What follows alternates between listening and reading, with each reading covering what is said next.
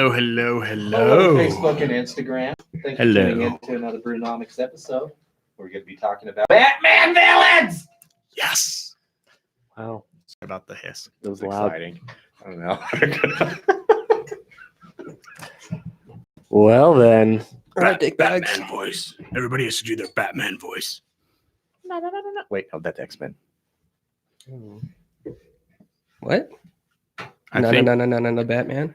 Yeah. Is that what you're thinking? And I started. No, he was going to go, no. Yeah, No, and no, that's what no, I had no. to stop myself. I was like, nope, wrong No, theme no. song. Fun. Because I just watched the X-Men Dark Phoenix movie. That is right. Oh, how was that? We'll talk about it at the end. Okay. It's fucking terrible. It's fucking terrible. It's so I can't wait bad. that long. It was so bad.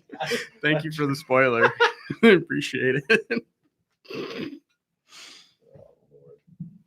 All right. All right, you kids ready? Yep. All right. Well, we're live on Instagram, Facebook, YouTube. Everybody, welcome to the 84th episode of the Brewnomics podcast. We're about to get started. Ocho Cuatro. Here we go in 3, 2, 1. Hello, everyone out there in podcast land. Thanks for tuning in to another Brewnomics episode number 84. I'm Jerry. I'm Paula. I'm Vic. I'm Will. What is up, Will? It's been a while. How you doing? I'm doing good. Good, I man. am happy to be back. It is, I'm thirsty. So Yeah. I really want to get started. But yeah, man, dude, I've just been working so much. So I'm sorry I haven't been on. Sorry I've been missing everybody out there in podcast land too. We all got lives. It's okay. Shit happens. But it's nice to have you back. This should be a fun one. Today we are going to be drinking approximately 5 beers, give or take 0, and talking about our favorite Batman villains. Why are we talking about Batman villains? I don't know. Just seemed like a good idea. Why not? It's Really? something that we all know. I mean, can nobody easily has talk about. more iconic villains than Batman, right? Especially to the multitude of villains that he has. And no one also has sillier villains than Batman. So it should be a fun conversation. But hey, we'll get there in a little bit. First things first, should we drink a beer or talk about let's talk about what's happening in the world real quick. Let's do it. I'm so thirsty. Well, All right, I'll get through this real quick then. for your tips. All right. Okay. So we've got some upcoming events. But most of these, we get our news from Boise Beer Buddies. Shout out to Boise Beer Buddies. They have a newsletter. It's awesome. So, huge shout out to them. If you're not a member of Boise Beer Buddies, you are missing out. It is $20 a year, and you get a discount card that is good all over the Treasure Valley. Well, and it's huge too, right? So it's $20 a year, so barely over $1 a month. Yep. Not even $2 a month, and you get on average more than $2 off a beer. Oh, easily. So in a weekend, it can pay for itself and then some, and then it gets you a cool community to be a part of on top of that. So go get your fucking Boise Beer Buddies card. Yeah, they're not a sponsor. This is us just really liking this discount and the service that they are providing. So with that being said, the first event that's coming up next weekend, if you're over here in Boise town, Bear Island is having their Spud Fest on Saturday, September 21st. Should be a lot of fun. We're gonna have What's, some good potatoes and all that kind of stuff. What do they do at the Spud Fest? Well, they're gonna have their Idaho potato ale, but they're also gonna have like a bunch of different types of fries and good food and stuff like that too. So- Plus some food trucks, I think. A few things about these guys. One, the Idaho Potato Ale from Bear Island is my personal favorite Idaho beer.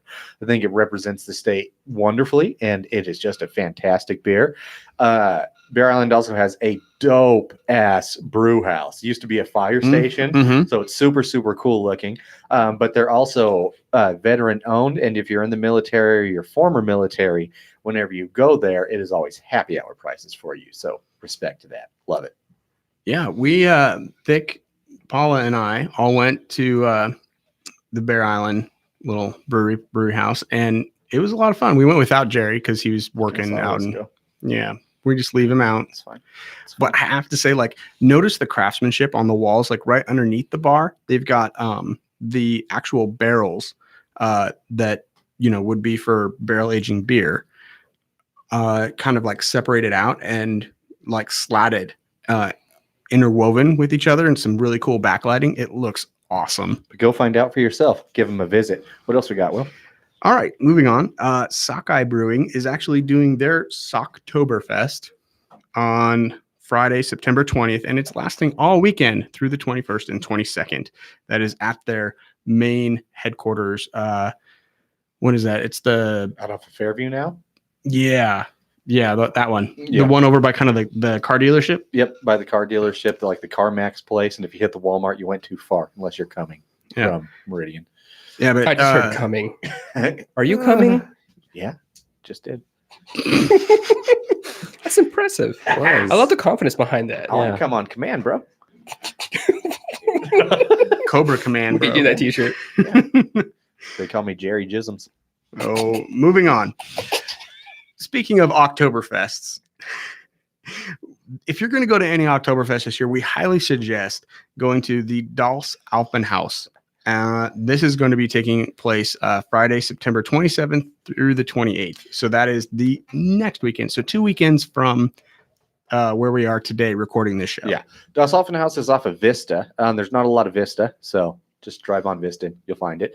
But it is the most German place in Idaho. They have fucking great German food, German beer, like a little mini grocery market that's all German. And the owner, Jamie's a badass dude, super knowledgeable. All the beer he has, whenever you want one, he pours it in the glass intended for it, usually made by the brewery at the same point. Mhm. So it's tight. And again, there's no more proper representation of what an Oktoberfest is when it comes to actual beer and food, Booed. as we like to call it, in Idaho than Das Alpenhaus. Not a sponsor, just a fact. I will also say if you think that you know beer and like you're like, oh, I've had kind of every beer that's kind of been around, at whatever your local shop is, stop in there. Oh, yeah. They've got stuff you haven't seen, Oh, you've never even heard of on there. stuff you can't pronounce. Yeah. Yeah. No shit. It's awesome, though. Great place. Cool. That kind of wraps it up for this week. We'll have more events and everything Cool. next week as the months kind of roll on. Yeah. A lot of fun stuff happening in Idaho, especially with this being, the start of fall Oktoberfest. A lot of great beer releases, Love fall. events. Fucking phenomenal time for beer. Great time to get really, really fat off of beer. Because it's all just super. It's always thick, a good time heavy, to get dark, wonderful fat. beer. But especially now, it gets cold real fast. So warm up. All right. Speaking of beer, let's drink one. Hell yes. What do we got All here? right. We're going to start the night off with an Amber Ale, American Amber Ale to be specific, which we don't do a whole lot of ambers on this podcast, but every now and then. This one is from Two Beers Brewing Company. It is called the Immersion Amber, and they are from somewhere in Washington. Seattle, I They're from believe. Seattle. Seattle. Yep. Yeah. Two Beers Brewing Company. I believe they're just south of But Seattle. I think they yeah, make more than two beers. So they do. They're just 2 beers deep every time. But there we go. But we got 5.2% alcohol, 27 IBUs. So as far as balance goes, great beer to start the podcast with. PK, you want to read us what we got up there on Untapped? Yes, let me turn my head. Immersion Amber is bright, ruby-colored Northwest-style amber ale, starting with a clean caramel character and finishing with a soft citrus notes, courtesy of Yakima Valley, Chinook, and Cascade hops. It is both smooth and refreshing. Very nice. It is a caramelly malty beer. Good smell, good taste, sweet, a little bit of personality for an amber. So these usually kind of tend to be pretty non-identifiable as beers go. But yeah, this got a nice little sweet malt character to it. I kind of dig it. I picked this one up on my Seattle trip that I did a couple weeks ago, and I am really glad that we saved this beer till Yep. now, because this is like perfect for like a crisp fall evening, a little bit of wind. Not so much that it's biting, but yeah, when you get the earlier sunsets in fall, this would be perfect for it. Yeah. It's balanced. What do we got for as far as like rating and check-ins go, Vic, on Untizapped? Oh, yeah, sure. So this is sitting at 5.2 ABVs, 27 IBUs. It has an average rating on Untapped of 3.46, and that comes from approximately 5,000 ratings. So pretty good rating as a whole. Kind of appropriate for an amber, too. I don't Yeah. think any amber is really going to be rated much higher than 3.5. It's no disrespect to them, but again, it's just a kind of a base, malty, light hop, light character flavor profile beer typically. And that's not a bad thing. A lot of people that don't like your really bitter, intense beers, I think can really enjoy an amber, which is why I think like Mac and Jack's is so popular, at least Yep. across the Northwest, and Mhm. like Whitmer's Drop Top was, because they're fucking drinkable. Yeah, I would have one of these watching a football game any day over like a Coors or something like that, Oh, or hell your, yeah. your lager, your Absolutely. typical Easily. lager. Easily. Yeah, a lot more fucking personality than those guys for sure. Yeah. And it doesn't taste industrial. Like it does taste handcrafted, which always makes it a little bit better Mhm. to me. Also seems like a good transitional beer from summer to fall. For sure. I think that's why we made Reds. Yeah, exactly. So, okay, good beer, 3.46. Said, I like that rating. Do you happen to remember what the price was of this? $2.25. A can? Yeah, Okay. and just a 12 ounce. But I mean, that's pretty. So that's not typical. bad. Pretty typical, especially when you're buying one. So probably like an $8.99 six pack, right around there Exactly. would be my guess, which is Mhm. 100% appropriately priced. 3.25. I like it. I'll drink it again. Yeah, I'll do a 3.25 as well. It is crisp, refreshing, and sweet. I dig it. Really good representation of what an amber is. Yeah, this is going to be an interesting start because we've got some interesting high personality beers tonight. So we're starting pretty gentle, but we're going to run into some fun, interesting flavor profiles here in a tidbit. Yeah. I'll go next. 3.25. Okay. Had it before you guys even had it. Just There we go. yeah, everything you guys have said. No need to repeat it. I love the caramel notes. It is very distinct for me, and I love the way it's not the kickback. It's just the fruity notes at the back of your throat. From the front to the back. I truly, I didn't even think about the reds. I just like we're going to fall. It was summer. I really like this right now. I like it a lot. 3.5. Yeah, an amber and a red are real similar beers to each other. Mhm. Some people will argue it's the same beer in a different hue. I think they're wrong. I agree, but people that know more about beer than I do have made that argument, so I think there's some validity to it. But yeah, whatever. Whatever, man. Either way, as long as the beer is good, that's all that matters to me. That is what matters. Exactly. But yeah, if you guys see this one around and you want a nice, gentle amber beer, I definitely would recommend Pick it up. picking this one up for sure. Good job, Two Beers. Yeah, it's Oh. not going to disappoint. If I see another beer from these guys that's not an amber, like if I see an IPA or a pale ale, a stout, port, whatever, I'm probably going to pick it up. I think I have had a couple different kinds of beers from them Mhm. before in the past, just in my travels, and yeah, they make a good quality product. Yeah, based off of this one, like I said, for an amber, if you can make an amber, this good and not bland, I'm sure other beers that tend to have more profile in general, they probably do a really good job with. Cool. Cool. You guys know what's not so cool? Eddie Money died. Wow, bringing us down. I know. Man, that was So- a hard transition. But it's not cool. At least I was right there. 70 years old, stage 4 esophageal cancer. If you're guys like, who are Eddie Money? Who are Eddie Money? Who is? Damn. I think your statement was not in the answer of a form of a question there, Jerry.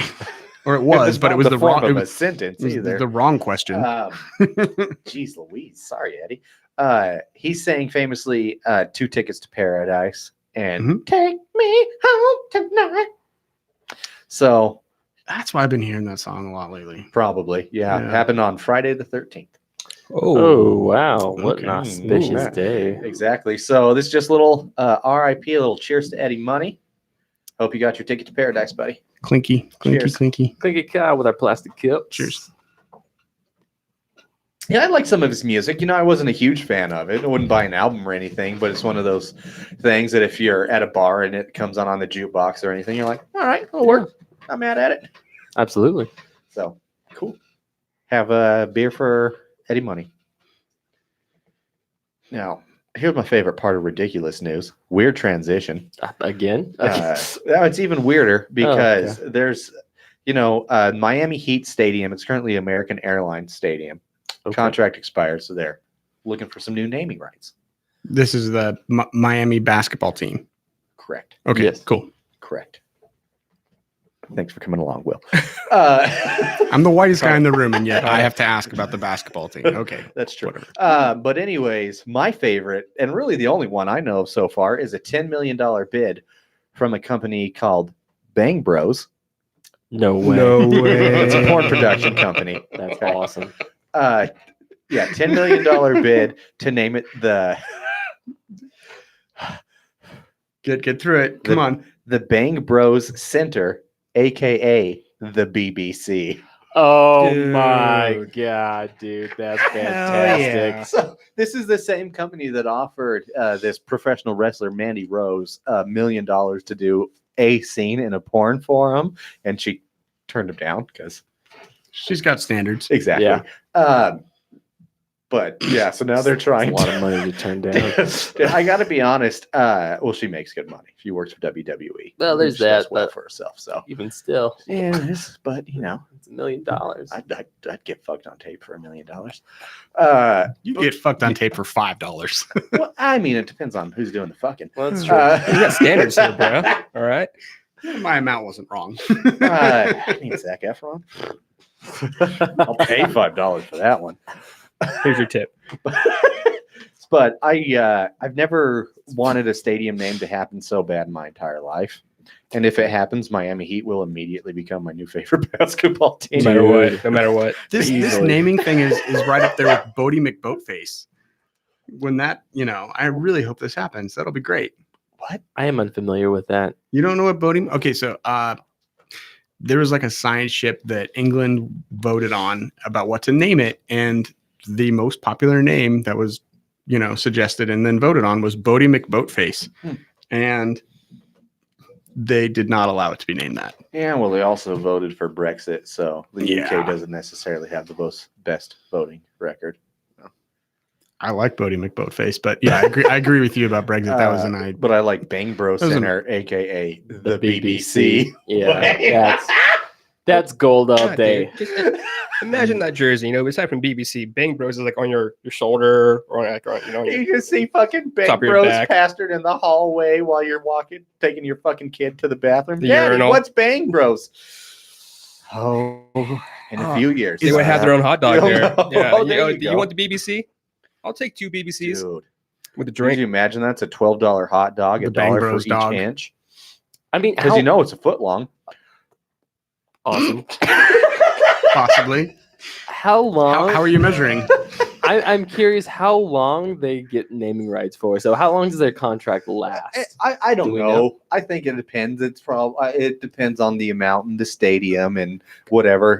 Because I know Taco Bell Arena just changed. Yeah, because it's a pretty something, common thing but among stadiums. It's always where- different for And- stadiums. and Usually, you're going to amphitheaters. get about 5 years.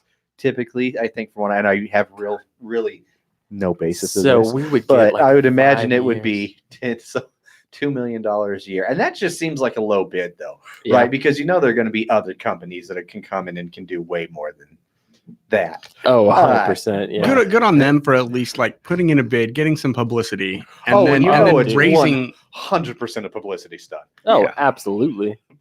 God damn it, I love it. That's so great. I'd buy a shirt Oh yeah. or a mug. Is their logo just the word Bang Bros, or is there like an actual graphic associated with it? I'm sure it's like a text graphic, is my Okay, guess. that's what I would don't- think as well. I I'm just no. I don't know how receptive the NBA would be to that. Is all. I don't know. He's got a lot of The Bang Bros in the NBA. BBCs. Will, what do you BBC in the NBA. You know how long that took me to get to? What? The BBC in the NBA. And they're all black dudes. They're all players. Yeah. I mean, Yeah, I know. It was far fetched. all you got to do is open up Google. You're always 2 clicks away from black cocks. Look, I'll show you. I'll Google Grand Canyon. See, check out that black cock. Oh, that's a good one. Yeah. I see it from the reflection of your eye. Yeah. It's a lot. I was actually going to bring up something that you guys had said on your last episode, on episode 83, regarding your the picks that you guys made for stunt doubles. I was really surprised that you guys had named so many female stunt doubles. There And were a lot of ladies. Very on there. happy that you did, because it's not exactly when you think of, I mean, they call it stunt man, right? even though it is stunt person, I guess now. But We've officially changed it to Stuntians. Stuntians. I Yeah. like that. At least I did. Well, I it's don't know. Anchor Man, I don't not know Anchor if they Lady. went along with me on that, but that's just I like Stuntian. Makes him sound short. Yeah. Interesting. They're stunted knees. Yeah. Are you saying if I were to go to a stunt? Never mind. My whole point with that is that one thing that you guys didn't point out was that they have Academy Awards for just about every group in Hollywood. Stuntmen or stunt people is not one of them. Very true. Yeah. That needs to change. And I think just as a start, go back and listen to that to episode 83 if you haven't yet, and just realize how many people get almost more work than actors because they're that good at stunts. Yeah, Mhm. that's another thing I was thinking. I regretted not bringing this up too. So I guess since you're bringing up the last episode, I felt like I didn't give Tom Cruise his credit that was due to him, because he's very similar to Jackie Chan in the sense that they are the only two actors that are not insured in Hollywood and can't do it. Well, nobody will insure them. Yeah. I mean, everybody else can do it, but yeah, Jackie Chan and Tom Cruise. How proud of that would you be if you were Tom Cruise? I'd be An super actor, proud. was you reach that like Jackie Chan stunt level to where you also, granted you can afford it, have to pay for your own medical care because nobody else will. I'd get a tattoo. Said not insured. Not insured. That's, Just yeah. on your lower back, hashtag not insured. Not this leg either. Mhm. Yeah. Yeah, Tom Cruise broke his leg doing the last Mission Impossible, I think, right? Yep. Yeah. Oh, fuck, that's right. Yeah, Jumped they- out of like a 2-story building which is like the equivalent of 3 floors up, Mhm. and landed wrong and shattered his tibia. Yeah, something like that. they stopped filming for like 6 weeks because of it. It was pretty nuts. Yeah, That's right. only 6 weeks. Yeah, he's got some crazy medical care where he just super heals. So I don't know. Oh, is that Scientology? He's Tom Cruise. No, he gave Scientology up. Yep.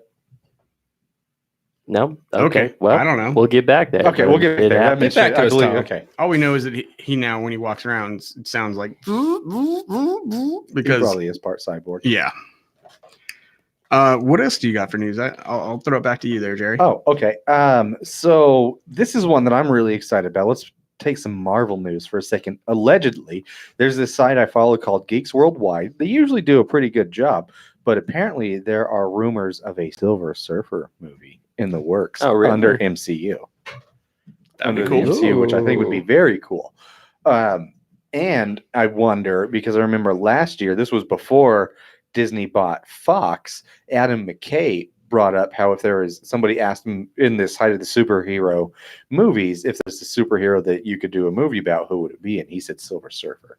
And Adam McKay and Kevin Feige are homies. They know Yep. each other. They do a lot of shit. So what do you guys think about a Adam McKay directed Silver Surfer movie, and who would you want to play the Silver Surfer?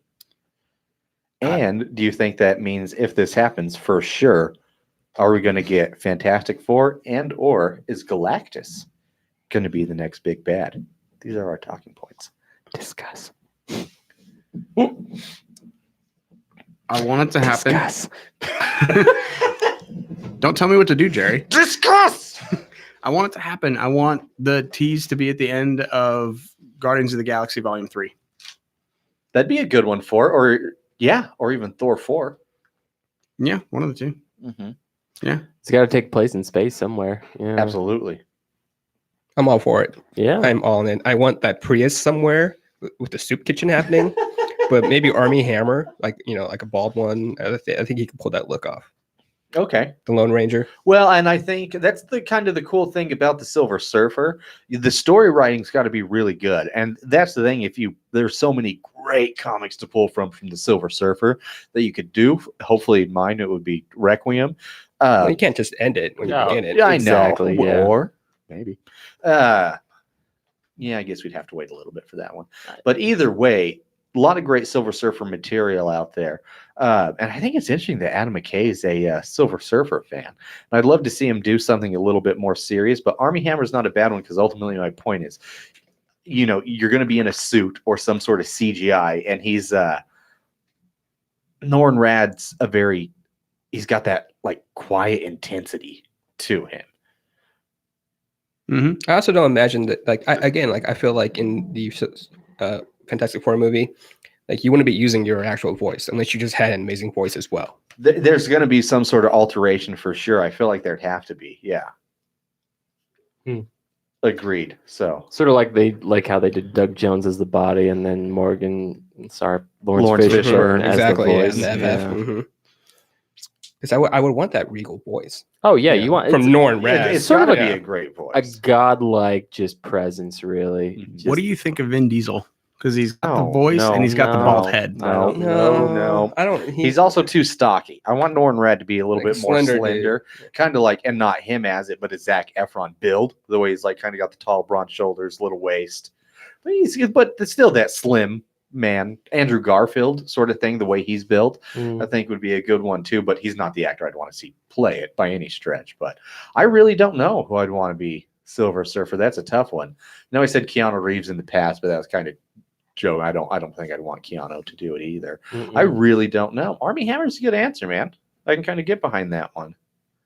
Maybe I Michael look. Fassbender, Sure. I was thinking that too Ooh, immediately. I was that like, could if, be a good if he's one. still, I guess the X-Men universe because would be X-Men's rebooted. done. Yeah. That's done. That whole it's not going to cross over. So he could be kind of a good one. I think Why I could not? get into that. I can also see Cavill, Henry Cavill. Sure. I'm not mad at that. Sure. When I think about I'm that. not mad at that either. Okay. Yeah. I don't think I can get hard by that. I can, yeah. What if Chris Evans was just like, I'll do it?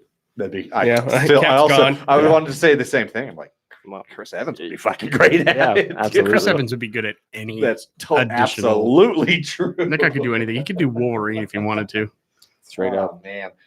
It's Did you know Russell Crowe was supposed to be the first Wolverine? Really? Yeah. Because he fights around the world. Above what's his name? I can't because there was Hugh Jackman was the third choice. Oh yeah, I knew he wasn't the first He one. wasn't the first one. The first choice was Russell Crowe, and he was offered so much money for it too. But he didn't understand the character of Wolverine. He thought it was a wolf character, and this was right after Gladiator. And at the beginning of Gladiator, he had like his little wolf companion, and he thought that the wolf was going to have a lot more of a presence in Gladiator, and he didn't want to be associated as the guy that does movies with wolves. Like Kevin Costner. Mm-hmm. Because you know how much Wolverine has to do with wolves. Yeah. Literally nothing. Yeah. So I don't know who his different agent animal. was at the time, but yeah, Oh, yeah, he was just fighting around the world with his trusted tugboat Tug, man. I'm I don't super glad that didn't happen. Yeah, me too. Super glad. Hugh Jackman was clearly a great fucking choice for Yeah. this. So No shit, dude. That's it's weird. Yeah. Anyway, I don't. what were we talking about? I think we were talking about Silver Surfer, and No. the thing Oh, that right. the thing that gets me is I haven't really read any of the Silver Surfer comics, so I don't know how much he talks. Not much, Not much. really. So that's what I'm saying. You don't have to have a character that is super verbose or anything like that. You've just got to have a character that can do that quiet intensity, but when he talks, people listen. Okay.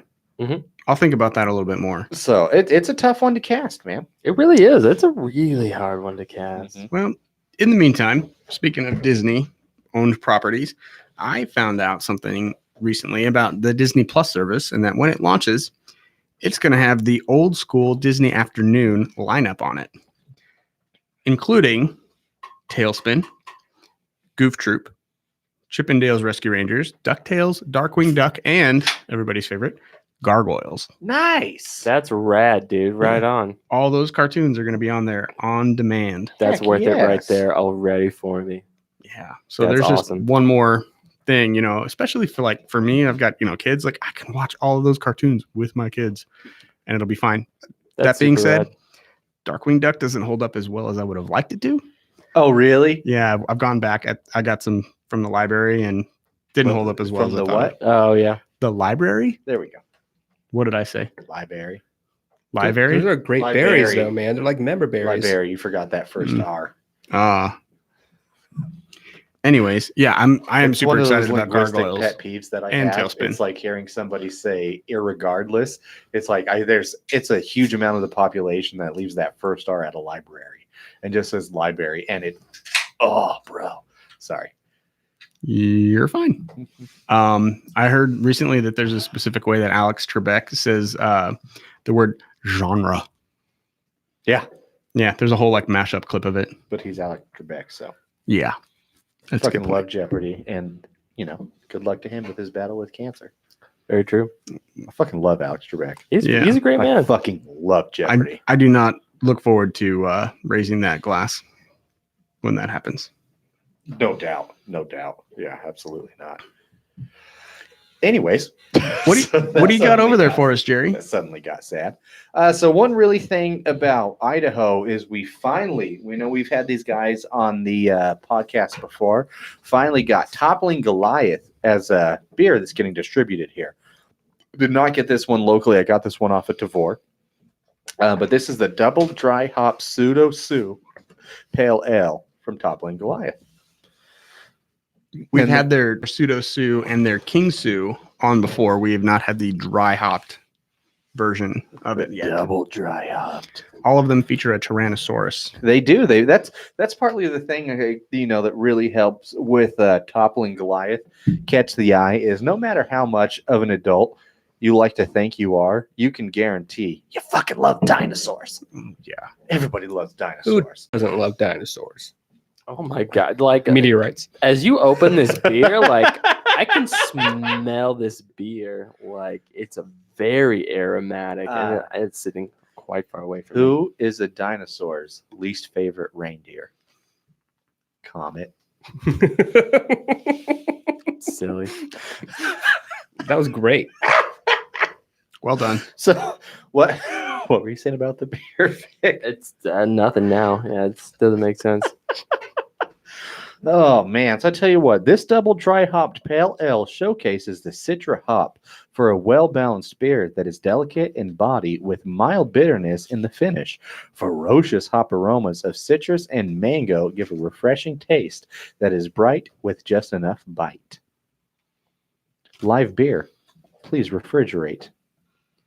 So yeah, this is one of those I just got the crate a few days ago, but it is a drink fresh beer. Let's give it a second. It actually says on the wait, is it this To let it breathe. to let it warm up just a smidgems. Actually, that's not this one. That's another beer. Just kidding. But I would still maybe say let it breathe. But what do you got on Untapped? What are the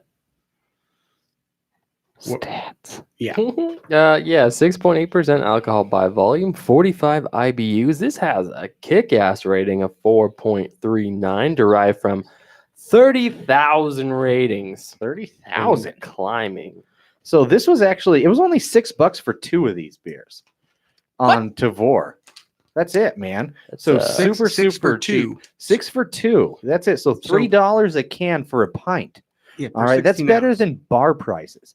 6.8%. It's the number 5 ranked American Pale Ale on Beer Advocate.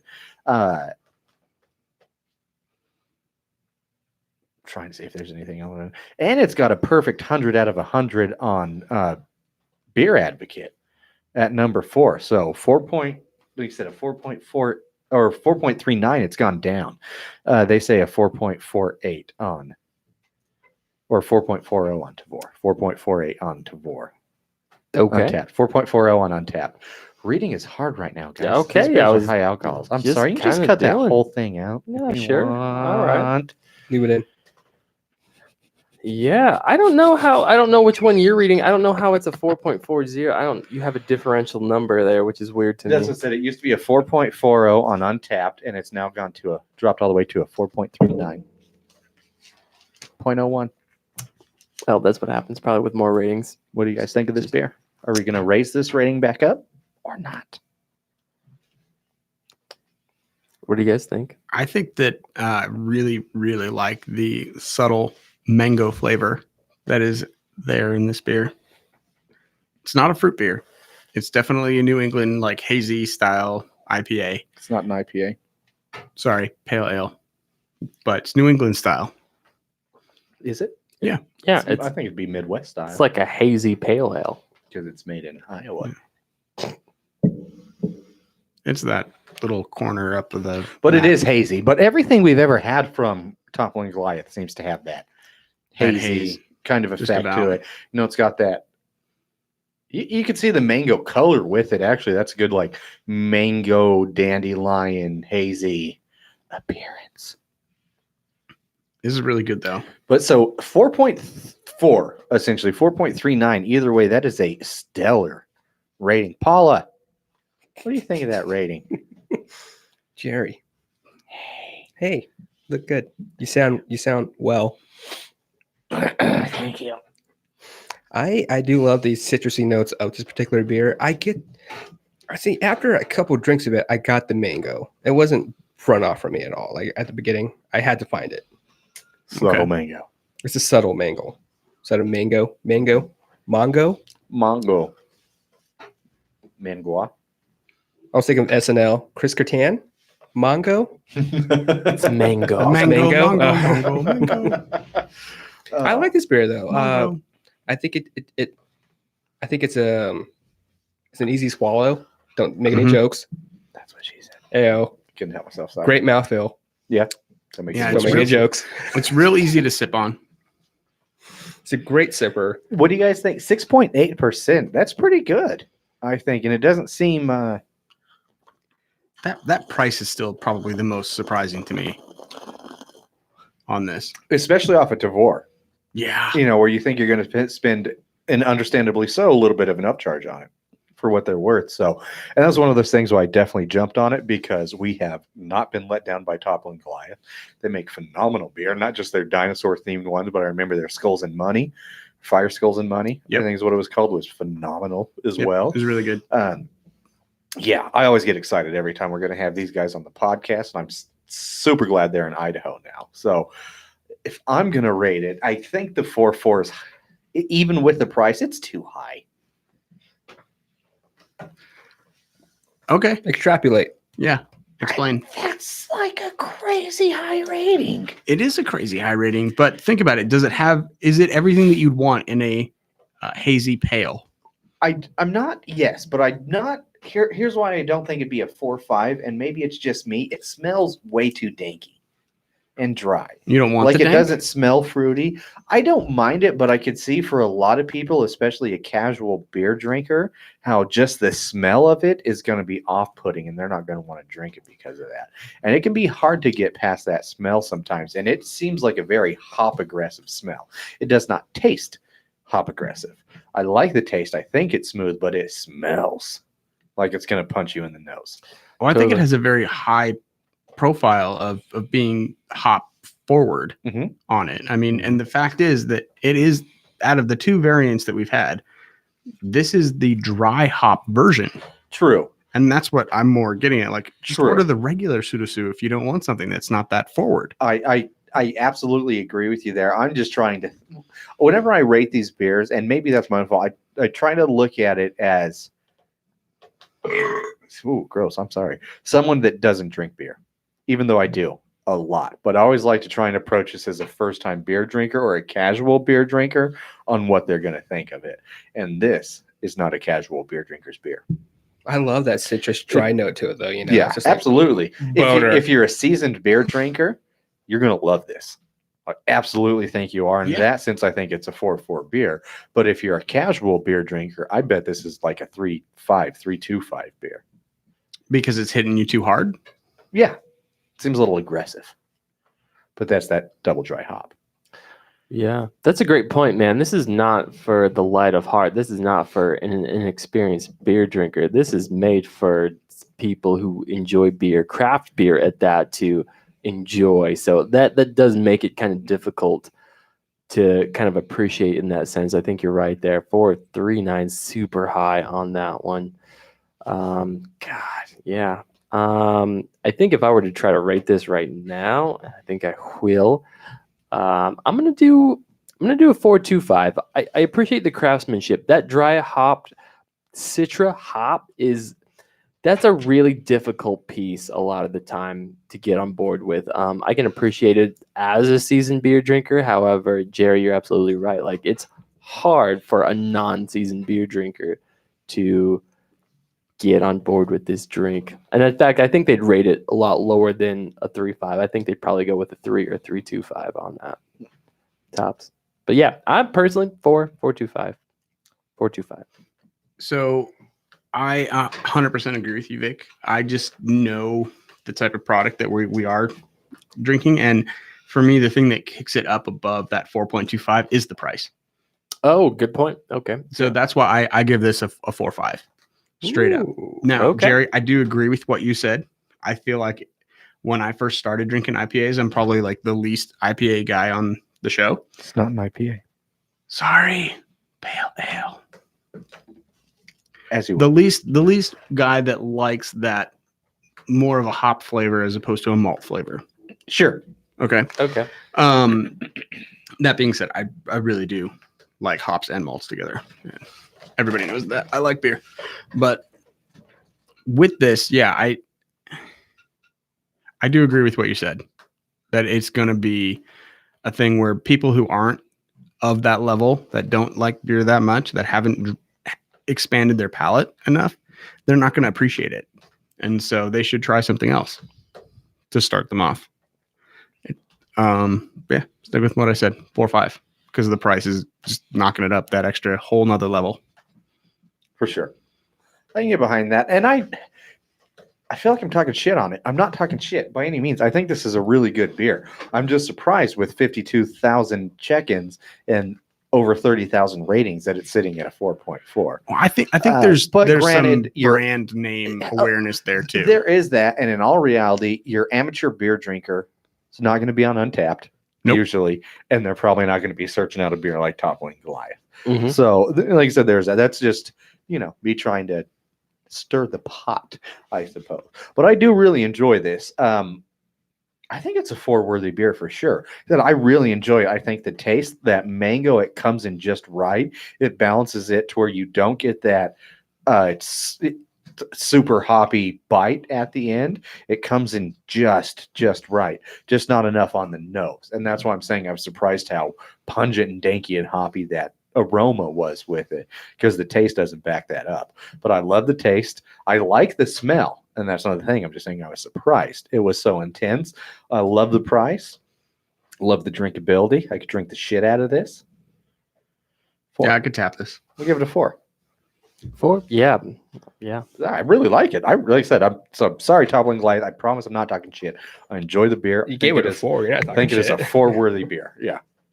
It's in rarefied territory. Yeah. Mhm. It's in a rarefied air. That mango came back to me after having a couple of drinks, letting it sit in my mouth. Mhm. I fully tasted now all that mango. I that definitely mango. think the mango's prevalent with the taste. Absolutely. Just not as, like I said, not as much in the smell as I'd like. 4.0. I'm in her. I want her in me. So, okay. So not only were we not talking shit, 4, 4.5, 4.25, 4. The 4s, man. Yeah. That gives it a Brewnomics recommended. Yes, Yeah. it does. Yeah, but once again, with the caveat, we have been drinking craft beer for many years at this point, and so yeah, it's a lot easier for us to rate it a little higher because we can appreciate those subtle nuances that this beer is providing us. So, And I think that's again how Toppling Goliath is approached from a lot of it. It's and again, maybe I don't know. I could be wrong, but it seems like a beer drinker's brewery. yeah, absolutely, it's Yeah. it's a craft brewery's Mhm. brewery. Yeah. for Brewery. Which beer is because drinkers. usually, again, that's why I'm so surprised by the price, because Toppling Goliath typically is not a cheap beer. No. They're one of the more almost closer to the premium price, kind of like your Dogfish head. Like Oh, a yeah. $5. So it is surprising to see them price 2 of these for $6, bro. Yeah. That puts it over, like I said, Will, 4 territory for sure. Mhm. For sure. Well, moving on with some more beer news. If you're in Utah, Good transition. thank you. I highly suggest that you go out and buy beer. Buy beer now. Because What they do this time? well, in this case, they did something nice in that they got rid of their legislation that said all beer has to be below 3.5 ABV. Not all beer. It's beer off a draft. Sorry, beer off of draft and the beer that they can sell at grocery stores as well. So That's true. Yep. Coors Light and all those other beers, they no longer have to make a separate product specifically for Utah. Yep. What this is creating is, and maybe not so much with your craft beer, right? Because they're gonna be able to have a much finer pulse on the market. You know, they're gonna be able to feel like, okay, how close is things to running out? But there is a good chance that there will be a beer shortage towards the end of October as this legislation rolls out right at October, but that's like November 1st. in quotations, beer shortage. Because that's the thing with you can still get really good beer in a bar. You just has to be off of a bottle. It can't be from draft. And you can get higher alcohol beer from a liquor store. Yes, you they'll can. sell it there, just not a grocery store or a gas station. Yep. So it is possible, and at least in Salt Lake, I don't know the rest of Utah too well, but those are not hard to find. Not in Salt Lake, no. But outside of Utah, for sure. Like if you're in Provo or something like that, could you imagine trying to find beer after that? Oh, my Good God. fucking Yeah. luck. Yeah, I will say anybody who's listening over there in Utah, one brewery to keep your eye on is Epic. Epic and is Uinta from? Yeah, Uinta is either from But Epic for sure. Colorado, There's no or they're no from- two ways about yeah. it. Epic is the number. They kick ass. yeah, Red Rocks Brewery, also from Mhm. Salt Lake. Yep, we went to the Red Rocks Brewery when we were in Salt Lake a few years ago. Yeah, they're another brewery to keep your eye on. Uinta is Salt Lake also.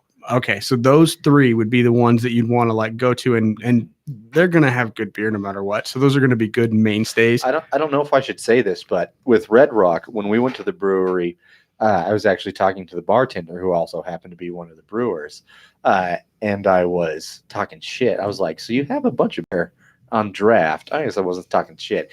I was like, You were talking uneducatedly at the moment. no, I was talking shit towards Utah's beer laws. I Oh, straight up was okay. a 3.5. Okay. But I also was very concerned. I was like, so as a brewer, how do you make beer that's under 3.5%? And he's like, I don't.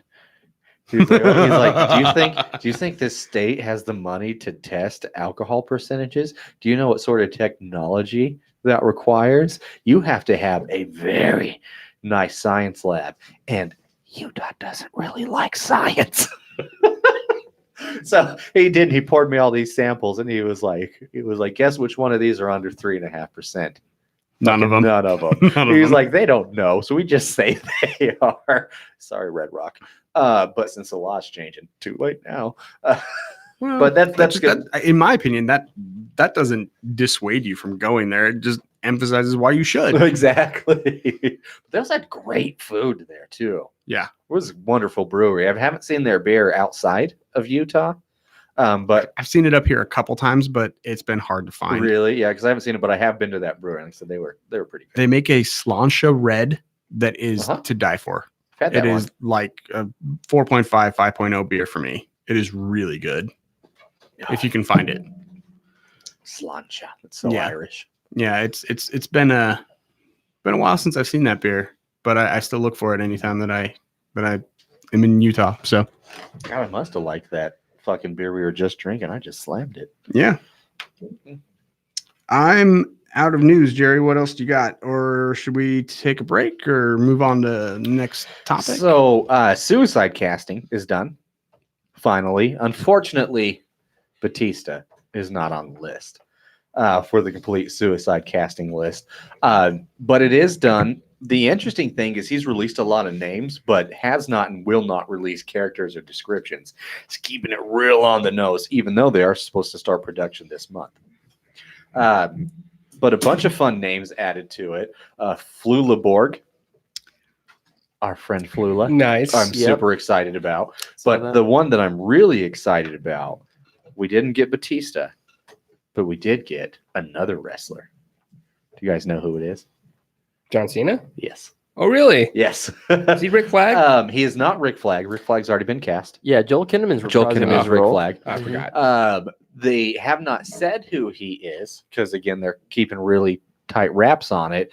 But the rumor that I read, Isn't it Clayface? no, Oh, it's okay. not Clayface. You read a different rumor. Okay, Uh, go Rick ahead. Rock. I heard Peacemaker. That's what I heard. So you heard Clayface, huh? Yeah. Yeah, I heard Peacemaker, who is super pacifist, but he's so far left and he loves peace so much that he will kill for it.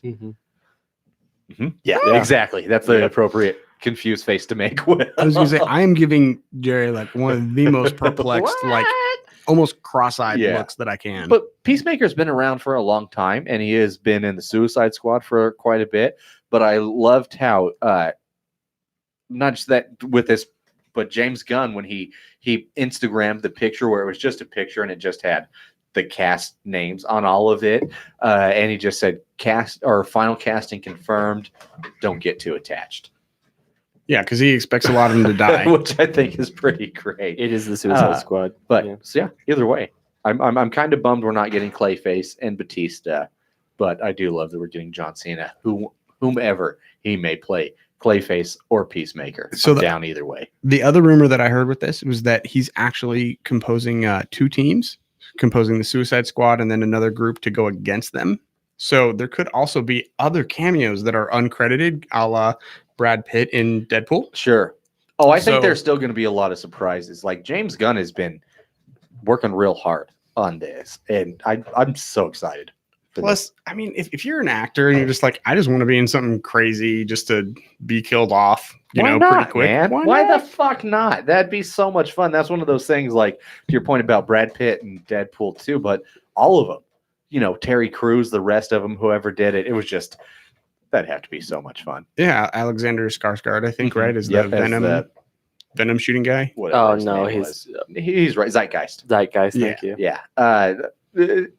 So we'll see. And then lastly, for the news, since we're going to lead into Batman villains, in The Batman, there is a rumor for a new villain. Last time I brought up how I thought Penguin would be a good villain to put in there. Apparently, Jonah Hill is rumored to play the Penguin in The Batman. Nice. That's fantastic. Awesome. That's a great choice. That was exactly what I was like, fuck yes!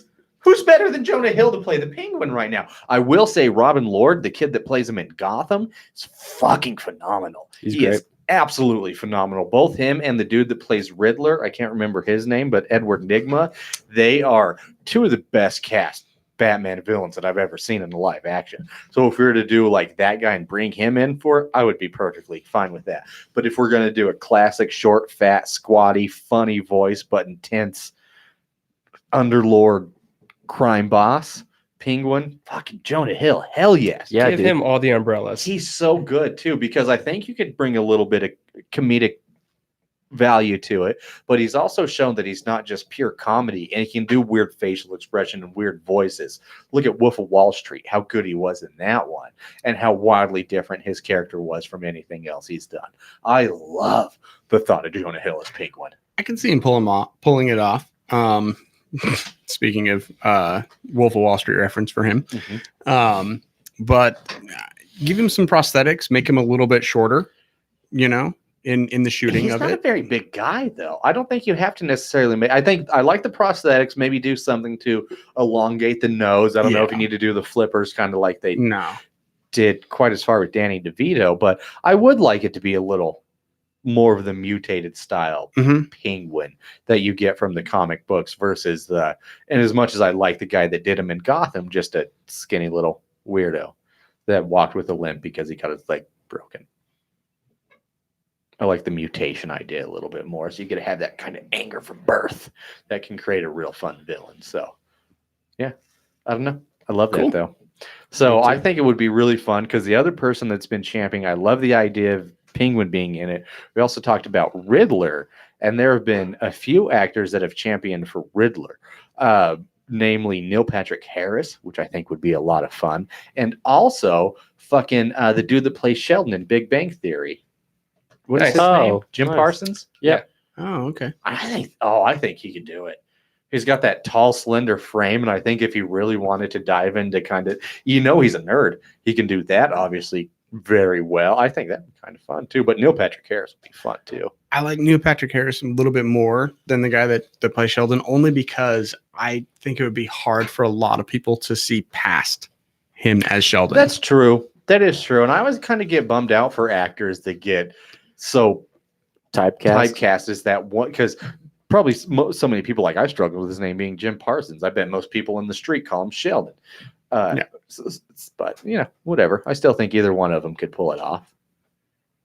There are other actors that I feel like that too as well. The one that I actually think would be really good if I were to cast him, granted, he said he wants to play Plastic Man, but I think he would be phenomenal, and his name is escaping me right now. John Raffio. Nice. Ben something or other. But he's absolutely, I think he would be a really good Riddler. And the other one that I think would be a really good Riddler that I just thought of, tell me what your guys' thoughts. Vic, Paula, Jimmy Simpson. Ooh. McPoyle. Yeah. Yeah. He's Yeah. really good. He's got, especially because he can be smart, he can be creepy. He's got that phenomenal, almost like salesman aspect to him, to where it seems like Riddler could have sold you anything, but also has that.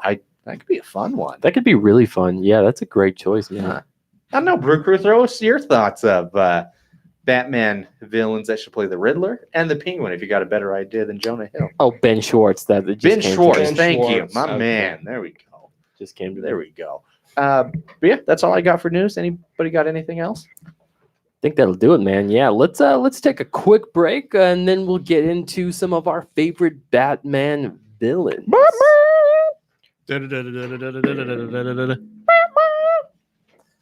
Okay. You guys make it hard for me to take it, like to find the pause. I gotta take a tinkle. We are at 55 minutes. 55. Sorry, that took a little bit. That's good. Yeah, I actually like the bizarre thing is that we only drink like 2 beers in 55 minutes. We just been chatting, which is good.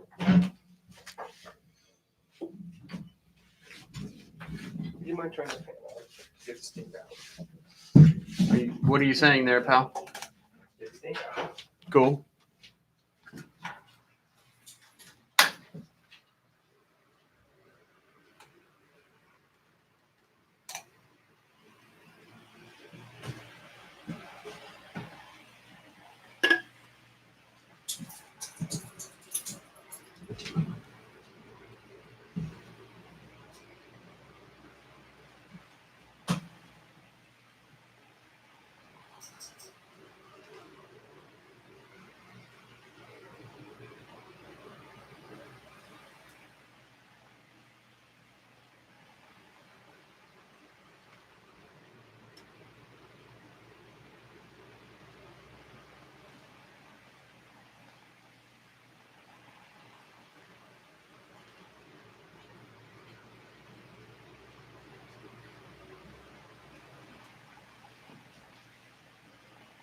Do you guys have metal fit monitors?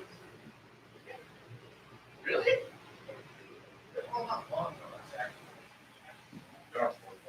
Oh.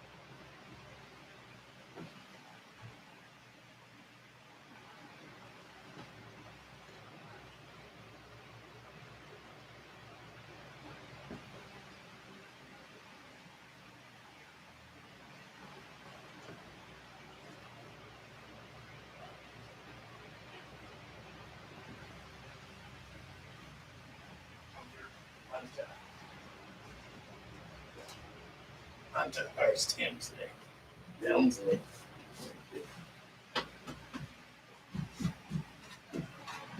I got here today, like there was like 15 of them just sitting on the ground. I was like, what the fuck is this?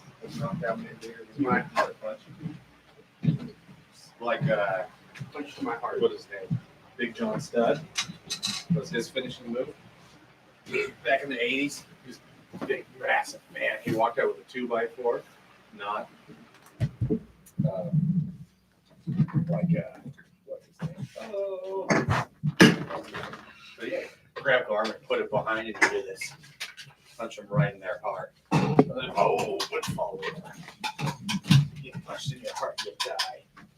You sniff in my bag? Are you a drug doggy? Okay, David. She is not smart.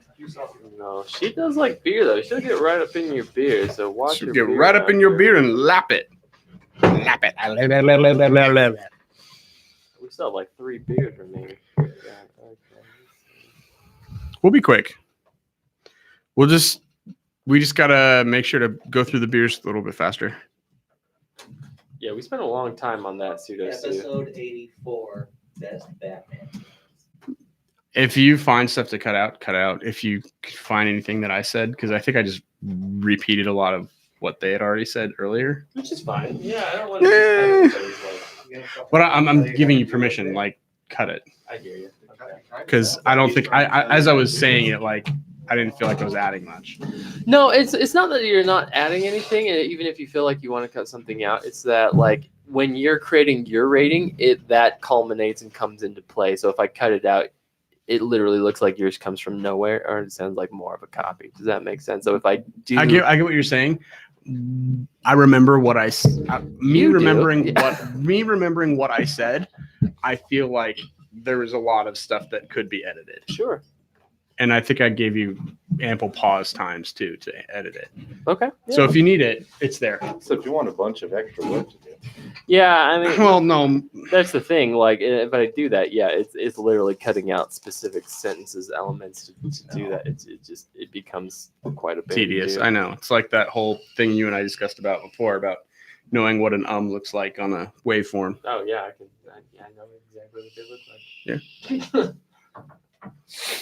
Okay. Where are we at here?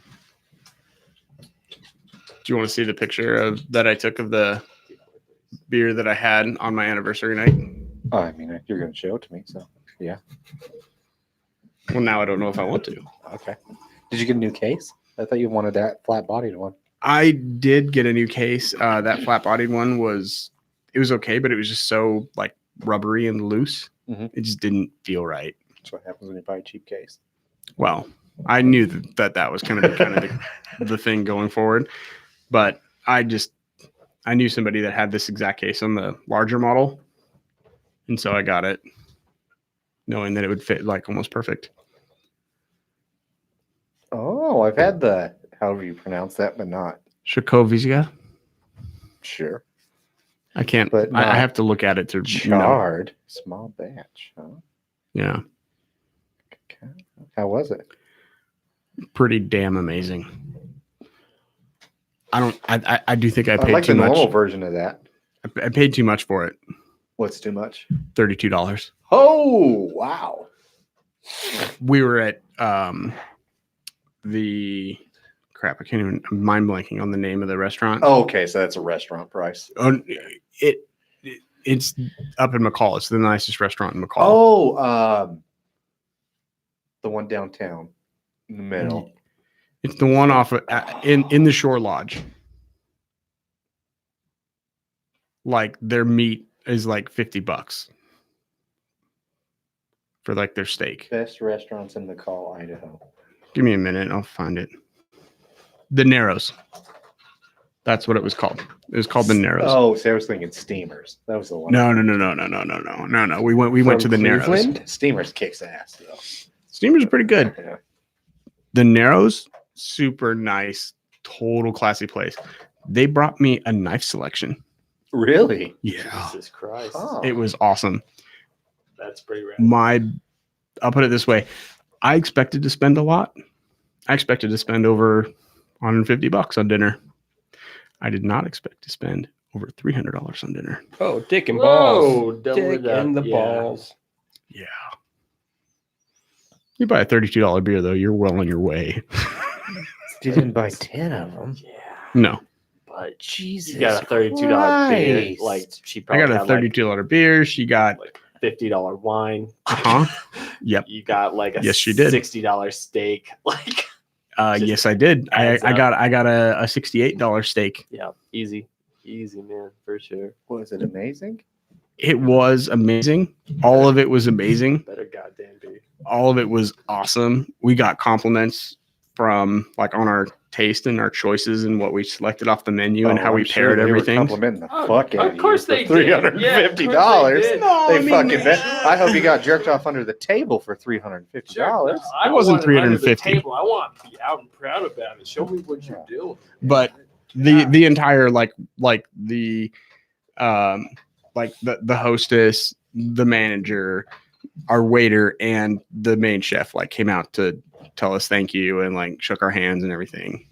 Did they, Wished us a did happy they shake your dick with their hand? wished us a happy anniversary. Oh, that was nice of him. Oh, Yeah, I mean it was awesome. I mean, when you got the bill and you looked at it, were you like, did you like take a deep breath? Like, No, I react to tragedy in the moment differently than other people. Or did you look and you're like, anal's happening tonight? Practically. That's how I'd have looked. Oh, daddy's getting some booty hole tonight. No, Crystal was very happy with the fact that I had made reservations, put in all the effort to finding the place. I mean, Very if you're happy gonna with get, the ambiance, if you're all gonna of it. get poop on your dick, it might as well be a $68 steak poop. I know she got I really probably the best trout I've ever had. I was gonna say, what did she get? But Yeah, she got trout over a Hawaiian type of potato. It's purple. I can't remember the exact name of it, but it was really good. It was kind of like it tasted halfway between like a yam and a potato. So it was very sweet, oh wow. but just like the perfect complement to the fish. It was really good. Everything was really good. God damn. I will say though a week before that, we had gone out to dinner at Parma Ridge, and I'll get to that in the what we've been doing. Because Parma Ridge Winery also is a brewery. Yeah, it's one of the few that do both. Yeah. Interesting. And that was really cool. In fact, I got the card so we can all head up there whenever you want to spend too much money on dinner. But we can get like a brewery tour and get some free beer and hang out Rad. for the day. Figure whenever you want to propose to Jessica, we could do that. We're not live anywhere, so we're fine. Yeah, we are. Oh, whatever. it's not gonna happen in McCall. Parma. Definitely not gonna happen in Parma. Hmm. Oh, will you hit live on the Facebook? I didn't realize you were live on the Instagram. I don't even know if you're gonna. Yeah, I'm just saying shit. So Will you stop the Instagram, delete it? I'm just kidding. yeah, exactly. But whatever. We'll get there. Go ahead. Start the show. It's hot. Okay. Are we good? Yeah, we're good. All right. Here we go. Coming back from break, doing our eye tap that in 3, 2, 1. Welcome back. I hope you learned something. I know you did. You didn't know that fact. There's no way you knew that fact. 'Cause Maybe you even learned something about yourself. Unless you heard that fact before, in which case you didn't know that that's fact. true. It might be a repeat. It might be. Who knows? Yeah, we get either it. way. But what's not a repeat is this beer. It is time for the I'd Tap That segment. Segment. Apollo, what's the I'd Tap That segment? Did I just put it in your mouth? Nice. That's what she said. Heyo. Okay, we can stop this. The I tap that segment is a personal thing that we all came up with. Was where if we get a personal beer made in Idaho, and we all had to rate it at least. The rating doesn't really matter. We just have to agree that we would actually put this beer within the keg, a regular keg or even a mini keg, if you will, depending on what kind of beer it is. But we would just have to tap this particular beer.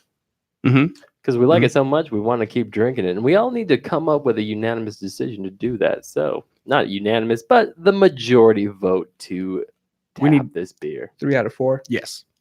That would be a majority. Yeah. All right. What do you have for us, Mr. Jerry? So this is approximately a year-old beer, but that's okay. It's a perfectly fine beer to be cellared. It is from Mother Earth Brewing Company. It is their one of their 4 seasons of Mother Earth. So they do one for each season. This is the autumn season that we are There you go. vastly approaching. I think fall technically starts like what, the 21st, 22nd. So before our next podcast, probably. So this is a bomber. It is the autumn barrel aged imperial oatmeal stout brewed with coconut. Coconut? I believe it's pronounced coconut. Coconut. Yes. Okay. Little cock and nut. Yes. Okay.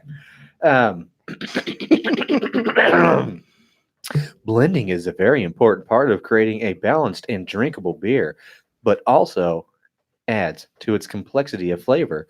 So once we fully committed to growing our barrel program, I started stockpiling big stouts with various flavor profiles in anticipation of future releases. Without that type of preparation, barrel aging can yield mixed results. Having reliable staples to pull from gives us more control of the finished product. This year's autumn was really fun to brew because we also added a massive amount of oats to make the beer extra creamy and toasted coconut for a fresh but dessert-like flavor. This is one of the most complex vintages to date. That was Chris Baker, the head brewer. We've met Chris before. We have. Really nice guy. Super cool dude. Sorry for the struggle. We've had this beer for a while. Some of the lettering was scraped off, so Oh, was it? Oh, wow. Yeah. Mhm. We've literally had this kind of pieced beer. that through. I think this is the longest we may have kept a beer, as far as I know. Yeah, it's up there. I It's don't up know if there. it's the longest. It's not the longest. That would actually go to that one that we were supposed to drink right away. The sticky hands. Oh, We that's kept right. that for like over a year on accident. Did That that was have an the, accident. Beer the you are- smegma in it? Yeah, Yeah, that had the same- smack. This is a Okay. beer that you can absolutely keep on hand as long as you want. That one, however, Was not. oh man, it yeah. was not. No, yeah, this beer, interesting story behind it, was a gift from one of my bosses, and he just wanted me to have it. I believe he gave it to me. He gave it to me in like March of this year, something like that, maybe February. And we've just kind of held on to it as a whole because it wasn't the right time to drink it. Dope bottle too. I like that they actually did the silk press on here, so it's on here. It's not a label. It's got like this cool, looks like this girl with an autumn color hair blown in the wind with a bunch of fall leaves and trees, and it's great artwork. So I've actually seen this beer down on the, if you're in Boise, the Albertsons, like State Street Albertsons. I want to say the one over by like 16th Street, and then the one just west of that one as well. I've seen it in both locations, and I think it's like a $17 beer, It's not a cheap beer, and but you can still find it even though it's a year old. it is. It's a pretty special beer, and it's one of the few Idaho beers I've seen on Tavour. Oh, really? Yeah. A bunch of these Four Seasons one, they always kind of pop up That's there. rad. because they become very popular. Oh my god, excuse me. Very popular beers. So let's see. What do we think? What do we got on Untapped? Smells good. Smells chocolatey. Can I read the description on Untapped? Yes. It says this beer is no longer being produced by the brewery. Snap. Yeah. It's hard to find that information. That's because it's and it is. They do one per year, and this is the 2018. So this is last year's. Yep. So yeah, this is a thick motherfucker, 12.5%. Yep. So they ain't fucking around. Don't know what the IBUs are.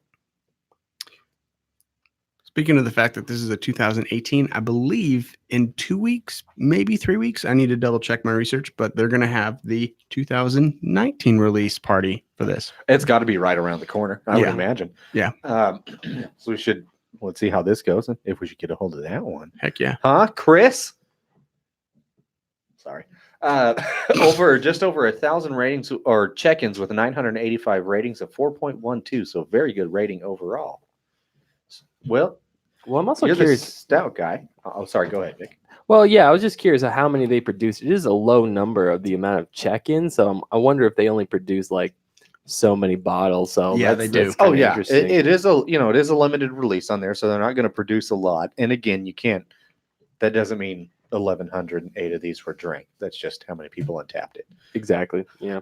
I will say this about this beer. Do not think for a second that just because it has the coconut in it, that it is at all bland or overly sweet. This has a lot of flavor. It is extremely rich, extremely complex, and it is magnificent. Smells really good. This beer is Get the dark stout. there's a lot of complex flavor. I'm getting a lot of like fig in it, almost. What'd you Okay. call me? I said there's a lot of fig. It's a fruit. What'd you call me? Yikes. He wants to fight you, Will. It smells really good. Jerry just It's likes to got growl like that at me. raisiny, molassy, coconutty, Yes, figgy smell to it. you're welcome. Oh. Mm-hmm.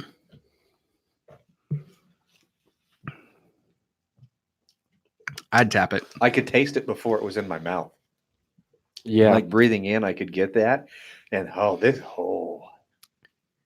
it just fills you. Oh, it just warms you right up. It's definitely warming me up right now. I would really enjoy this on a winter day for sure. No, I think especially I like the autumn style because some of these nights, like today, it was 91 degrees out today. It's probably like 42 degrees out. I went to the water park today. It's so fucking cold so fast at night. Okay, it's still pretty warm. But that can happen real quick, and it's about to happen. This weather coming up in Idaho is going to drop real soon. And on a cold, crisp night, not too cold, but a nice cold, crisp night, sitting on your patio, having a smoke if you're into that, or playing fetch with your pups, looking at the stars, cussing at young people as they walk by, yelling at cars to slow down, whatever you're into. This would be a really good beer while you do that. Campfire. On your stoop. Yeah. It is. This is. Yeah, I'd tap it. Just without giving my rating, I already know I'd tap it. Okay. I can see myself drinking this beer a lot, like routinely. Well, you're definitely the stout / porter / darker beer guy of Mhm. the four of us. Mhm. I mean, for sure, there's no arguing that. So when it comes to that, because I know we have a lot of listeners, I have a lot of friends that really like the stouts and porters. That's their more favorite type of beer, and I get that. Dark beers are what I've been told by brewers.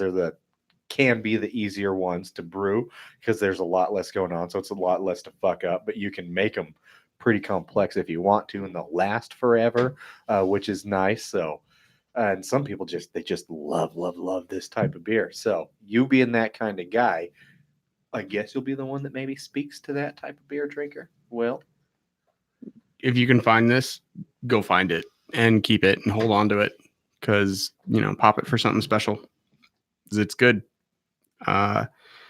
Yeah, I highly encourage you to check out our Homestead series that we did with Fremont. We have a lot of really, really good notes with our guest who's on there. His guy's name is escaping me. Was it Josh? Yep. Sure. And but we had a lot of really rich dark beers that night too. And I would have to say this beer is right up there with them. It holds its own. It shows that these guys know exactly what they're doing over at Mother Earth. I mean, they're originally from California. They're entirely Idaho local. They're not Idaho native, Mother Earth, but where they cut their chops and where they, started doing their lab work and everything was over with Stone Brewing, actually. So if you've had some really dark Stone beers, you're going to kind of maybe notice a little bit of, some similarities there. There's some, Chris knows what he's doing. I'll definitely say that. He does everything with intention. He's a world-class brewer, and this is one of those things. This is one of those beers that proves it. So I think that's a pretty high praise from me. Well, Being a- fucking rate it already. God. 4.25. Okay, cool. What do you Only think? only Nice, thing only nice, thing that nice. hurts that rating for me is the price. But it's worth it. So go ahead. It is an expensive bomber. Yeah. Vic, Paula, Vic, Paula, Vic, Paula, Vic, Paula, Vic, Paula, Vic, Paula, Vic, Paula, Vic, Paula, Vic, Paula, Vic, Paula, Vic, Paula, Vic, Paula, Vic, Paula, Vic, Paula, Vic, Paula, Vic, Paula, Vic, Paula, Vic. Go ahead, Paula. That was great. I love how viscous this is, how thick it is as a drink. That's what she No, said. I cannot wait until like I'm just in my jammies by a fucking fireplace, just free balling it, just drinking this 4.0. I like it. I love the sweetness. Nice. Would you tap it, sir? I would pony cake this. I think Pony cake. like a tiny keg. Okay. Tap it for the time. Yeah, And I think that's appropriate. I don't think I'll be able to finish a whole one. Mm-mm. Maybe not by yourself, but a couple I guess I people. was thinking about by myself. Mm. Pony cake by myself. One man party. The loneliest number that you'll ever do. What do you think, Vic? God, there's a lot of musical breakdowns here. I like this beer. It's a tasty beverage. That oatmeal coconut viscosity is coming through here. It's got a nice sweetness to it. I'm gonna tentatively set this at a 4. I think it's a fantastic representation of an oatmeal imperial stout. I would get a pony keg of this as well. I wouldn't want to get a big ass keg of this, but a smaller pony keg of this. I would tap this beer. So there. The oatmeal flakes help calm it down and smooth it out. For anybody that's wondering why we're referencing oatmeal flakes so much. But it's really that malted element that's sort of Mhm. smoothing it out, which is nice. Jerry. I'm gonna give it a 1.5. I hate it. No, I'm just kidding. I really like this beer. You'd be like, you I was like, what are your bastard, you number, are you? so lying. Damn. I couldn't keep a straight face. No, this is a really, really good beer. And I'm not a big stout guy. I guess I'm an average size stout guy. But I'm not a big fan of stouts. But every now and then. Every I now and like 'em. again. Yeah. And I do like this one because it is viscous, and it is at 12.5%. It is oatmeal-y, it's coconutty, but it's not too thick. Yeah, it's not surprisingly heavy. Not Yeah. heavy. And it does it warms you up in all the right ways. So I'm gonna give it a 3.75 though. Can't quite get up to a 4. But yeah, for the time being, Respectable. for where we're at right now, for the fact that it is their autumn season beer for the season, yeah, let's put on a little bit of sweater weather. Let's tap it. Respect. Well, and we are drinking it a year later too, which is kind of interesting. So Mm-hmm. That's what I love about Yeah. that. That is one thing that I really respect about these type of beers is you can hold on to them like that. Because sometimes beer gets lost in our fridge and it's sad. it is sad. Would you tap it? Yeah. No, I said for the season, a little bit of sweater weather. Okay. It gets Great. tapped during sweater weather. It is unanimously tapped in that case. And to Chris you. and everybody at Mother Earth, we say congratulations and great job. They always do a great job. Always. All right. Moving on. Batman villains.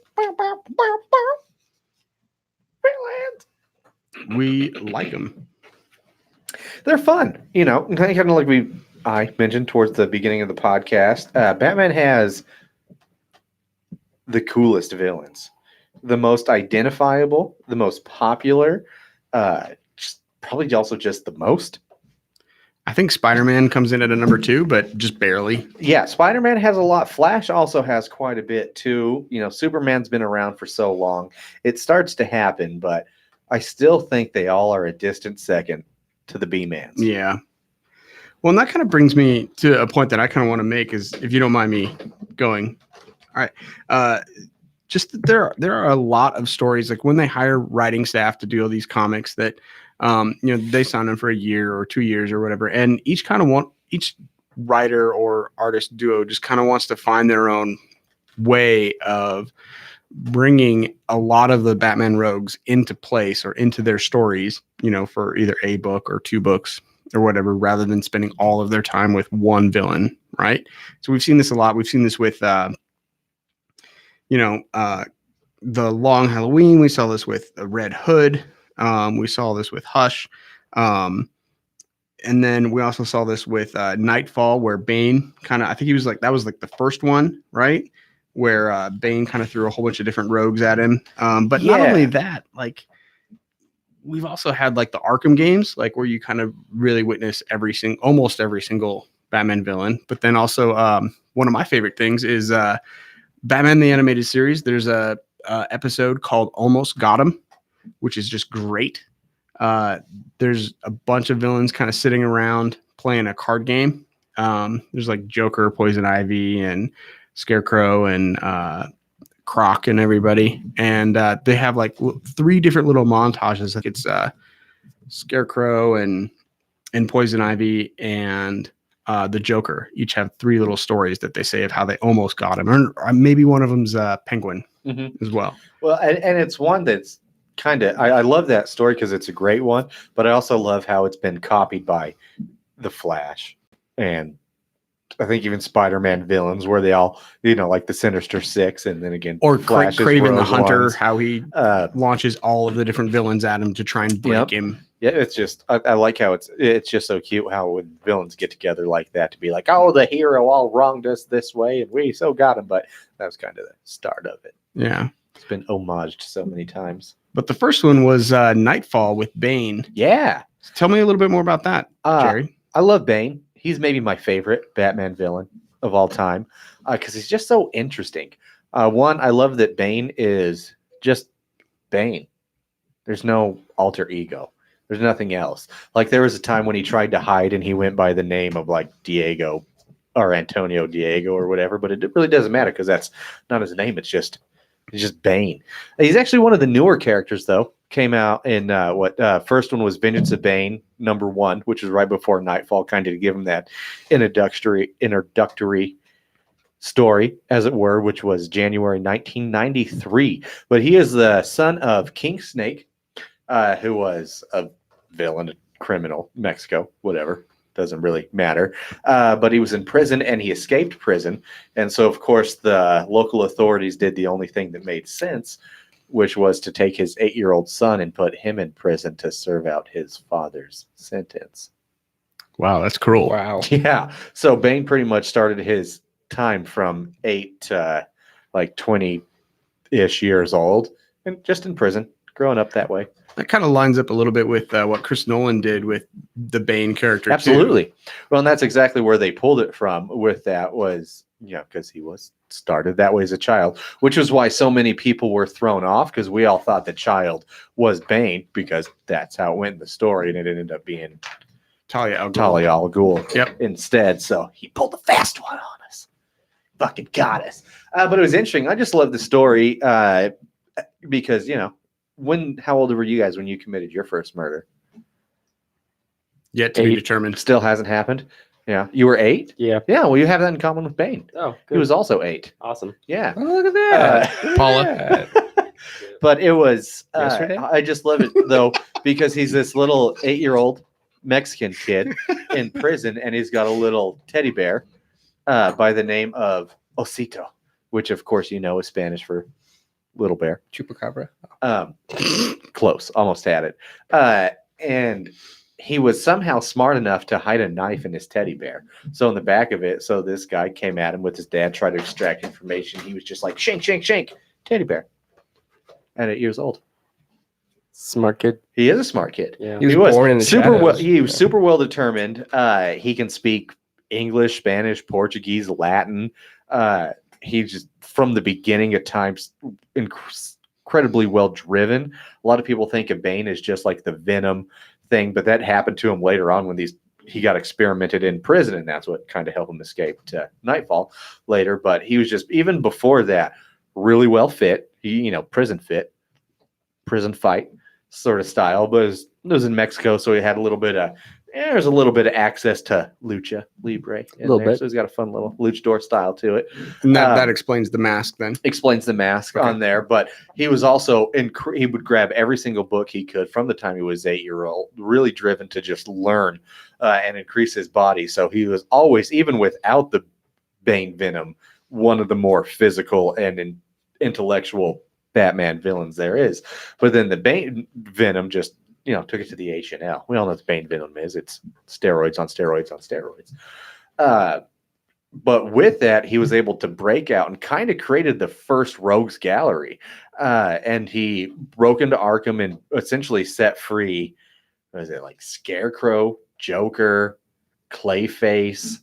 I can't remember. I should have made better notes. Penguin, Riddler. Penguin, a bunch of other ones to kind of start that first Batman versus rogues gallery all at once, which of course led to the convenient time where he's still the only supervillain to the day that broke the bat.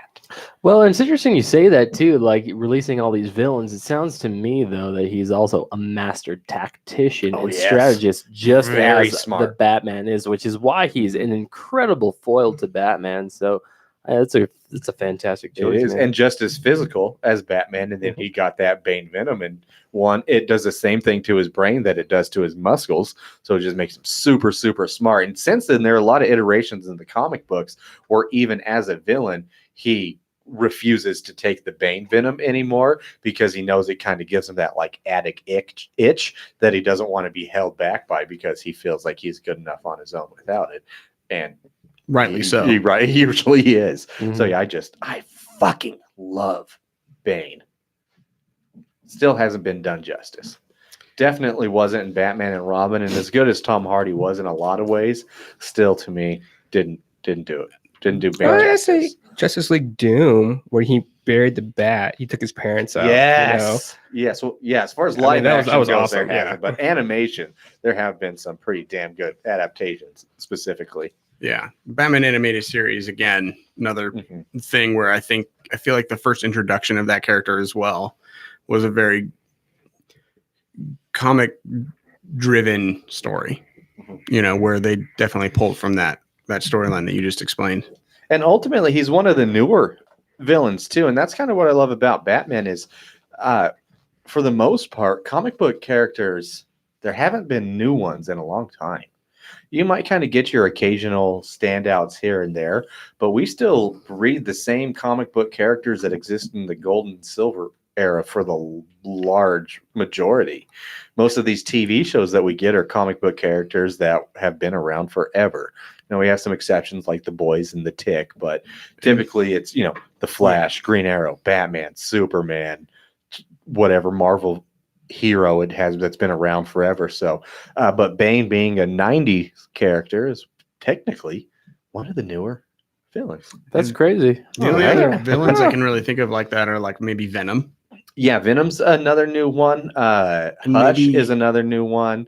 One I'll get into later, Harley Quinn, Yeah. Deadpool. They're some of the newer main staple characters, but they're ultimately Miles that many. Morales, Spider-Man, I think is Yep, a little newer. That's a good pick. Mhm. Yeah.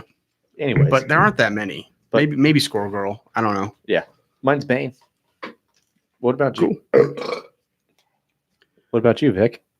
Oh, sure. Yeah, mine would be Mr. Victor Freeze, aka Mr. Freeze. He showed up early on, actually in the 1930s, 1940s, when Batman was first created. His initial name was Mr. Zero, which was kind of interesting. Really? I Yeah, didn't know that. that's kind of nuts. Mr. Zero. That's a Mr. cool- Zero. That's a cool name. Right, yeah, because he That's could a pretty pretty cool. cool name. because he could only survive in sub-zero temperatures. He was also on the 55 series, the Batman show with Adam West as Mr. Freeze, and he was just super campy as hell. Oh. And I really watch it. It's Huh. silly. So they actually brought in a campy character on that show. Oh, 100. It's super, super campy. I mean, it's bad. I don't remember seeing Freeze on. Oh, I'd love to. You'd watch have to that. I work. bet that You would have be to work absurd. at it. Yeah.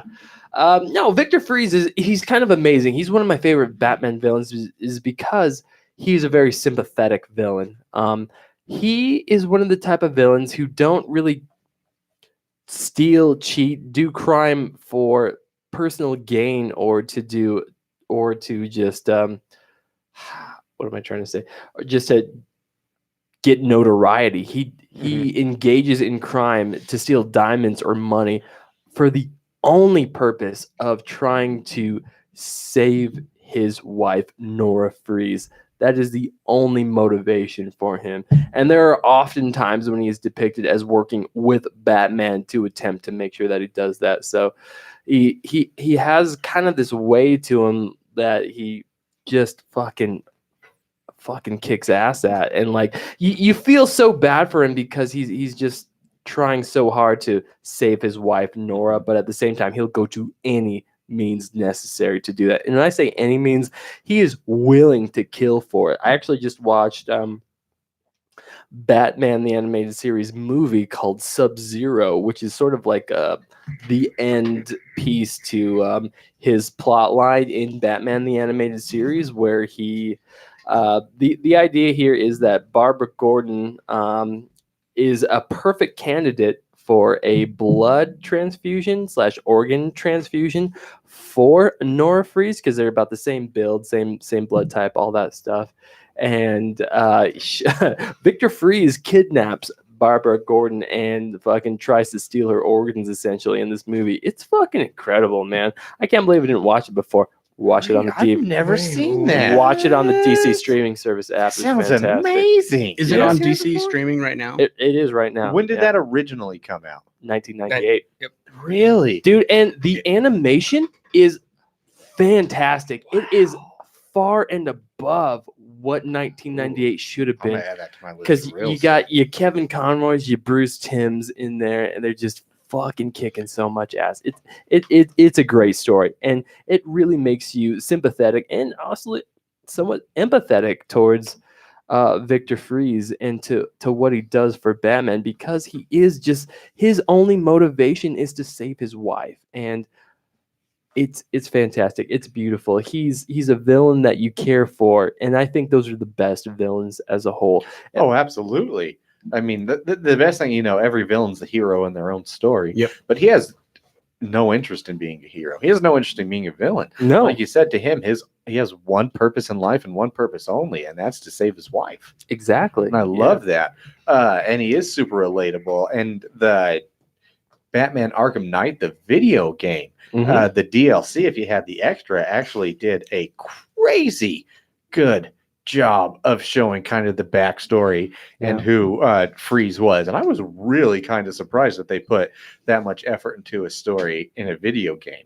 But man, they did a good justice. And like I said, he is super, super relatable because he's empathetic. He's selfless. He wants his wife to be better. Exactly. He just wants the one thing that made his life better. He was a kid who was always like involved in cryogenics and loving, like, preserving life to be as most beautiful as it can be at that moment. So he, even as a young kid, loved cryogenics and cold and just preserving life at its most beautiful states. And that's what he did with his wife when she got McGregor syndrome, whatever it is that ails her. It's what it was in Some terrible Batman and autoimmune Robin. disease. Yeah, some terrible autoimmune disease. But I highly suggest watching Batman and Mr. Freeze Sub-Zero. It does an incredible job at highlighting who Mr. Freeze is as a character and showing you what lengths he goes to, as well as he has two kick-ass like polar bears Yes, he who does. are his fucking like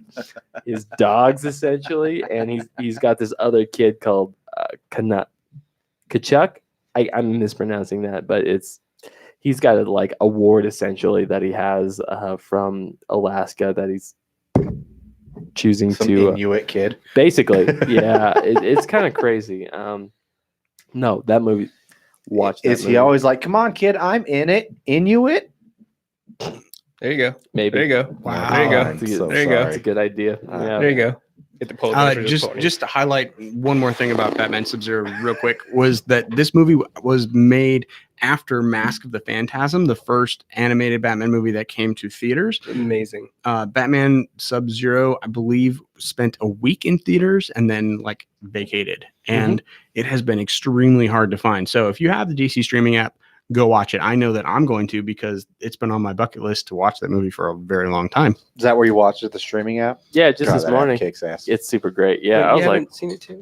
I haven't seen it yet, Oh, and it's one of those small little things that's been missing. Oh, maybe from that should be seeing our it. goals this week. Is we should all try to sit down and watch it. I'll Maybe- rewatch it. It's I've seen only- a billion You have times. seen it, Yeah, I've Paul? seen it. a Okay. billion it's times. only an hour. Honestly, it's not a huge amount of time, and the cool thing is, it's also I recommend that watching the Batman the Animated Series. It is the end of a 2-part arc to that story. So watching Batman Heart of Ice. And then Okay. watching there's a follow-up episode to that one, and then it ends with the movie Batman and Mr. Okay. Freeze Sub-Zero. So I it's need like to remember that. it's a 3-part sort of arc that really pays off in the end, and it's just fantastic. He is a fantastic villain. Not a villain per se, because he's just in it to save his wife. Well, I mean, technically, he would be a villain, right? Because he does things like he does rob, he which does is a steal villainous diamonds and activity. rob, but he only does it to, in fact, power a suit and But in the save words his of wife. Saint Keith, just because you are Mm, bad bad guy. guy does not mean you You're are bad guy. that guy. Absolutely. So you'll find yourself rooting for Victor Freeze a lot of the time, which is cool. Which is why I think he's a fantastic villain. Cool. PK, do you got one real quick, or Sure, why not? go for it? One of my particular favorite Batman villains is from the episode or the TV show Batman Brave and the Bold, nice. Equinox. Oh, Nice. Fucking Good. good, Yeah. choice. Good choice. It was just, he was made from the Lords of Wow. Order and Chaos, and he was like, "Fuck you guys, I'm gonna go my own way." Got like a leather jacket, started walking away, and Batman literally is like fighting a god, and he's always like beating him, just always beating Equinox, no matter what he does and who he sways. And then one day Equinox was just like, "I'm just gonna do this myself." He comes on Earth, he gets like Power Ranger sized villain big, just a couple stories.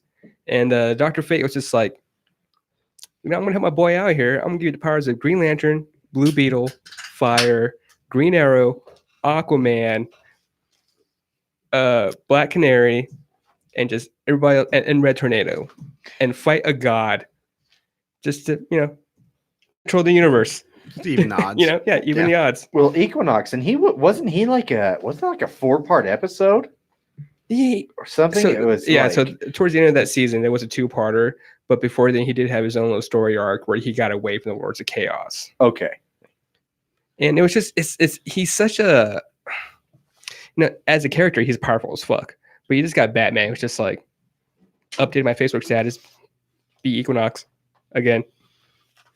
That is true, but he was pretty intense, and then towards the end, at least that last one, if I remember right, until he was granted the powers of all aforementioned mofos, he was getting his ass whooped. He was, but at the same time, it's just like it's such a Batman thing. Yeah, Like when he's fighting Equinox, it's just sort of like Batman's like, I'm Batman. dude, Batman Brave and the Bold is fucking amazing. First off, shout out to Dietrich Bader. Oh my Straight god. up. Oh my for gosh. maybe the most underrated Batman of all time. He fucking crushed it in that. But that show, it somehow played the line of campy comedy Yes. and serious It's a lot of heart. storytelling. A lot of heart. It had so much heart, but it also brought in all those really fun Batman stories, like that one that you mentioned, the time that he swapped out and somehow had the powers of Superman when he went on that weird thing and had his rainbow costume where he couldn't wear the same color of costume twice. Like they brought in all the really fucking weird Batman stories. Did fair. Imagine Batman like Adam West Batman, but then animated so they can do whatever the hell they want. Whatever the hell Whatever they they wanted, wanted. man. And it was I want to watch that show right now. Oh, it's great. Podcast It's amazing. over. It's a wrap. I'm gonna go watch It's it. amazing. Also available on the DC streaming service. There you go. Not a Completely sponsor. worth it. Not, Not a sponsor. sponsor, but please, guys, we'd be Please. fucking down for Fucking that. spend money on it. It's great. I love that app. Cool. My last one kind of wraps up where I was talking more about like how there's like a through line of villains in one story, and probably my favorite Batman just book collection, whatever you want to say, is The Long Halloween. And I gave it to Jerry to borrow. He still isn't ready. He's going to. He promises me. Oh, don't spoil it for me. I'm not going to spoil it for you, but I will say that when So what happens is a series of murders happens on every single holiday. All right. And so they're calling these the holiday murders. Well, they've already captured a guy who kind of did that before in this guy named Calendar Man. And Calendar Man is kind of he was a really cheesy, crappy villain. A lot of people consider him one of those, like, that's the thing. As many great Batman villains as there are that many more just what the fuck villains. Yeah. And a lot of times Calendar Man is going to be one of those more what the fuck villains. Yeah. Stand him right next to Condiment King. Exactly. And the thing about Calendar Man in this story is that they play kind of like a Hannibal Lecter kind of role with him, in that they try and use him to try and catch the murderer that is going out there doing all these killings. And it's just a really good book. It's taken from a time in which Harvey Dent has not made the transition yet to Two-Face. So there's a lot of back and forth and political stuff with the DA and a lot of the mob bosses and all of that, as well as it does actually touch on all of the villains, and they all get a really good storyline throughout. So I really appreciate that. I feel like it's Grant Morrison, I believe, that wrote that book. Wow, really? Yeah, That's and, huge, man. I didn't know Grant Morrison did much Me Batman. Yeah, and just if you have not read that book, go out and find it. I'm sure you could find it at your library. Said that right for you, just for you. And yeah, it's great, and it makes you think about some of these other villains, that can have a deeper impact than what maybe their original intention was. Kite Man is another one. Kite There's Man's another great. one that was super lame that was actually turned into a pretty decent villain. Yeah, Kite Man. But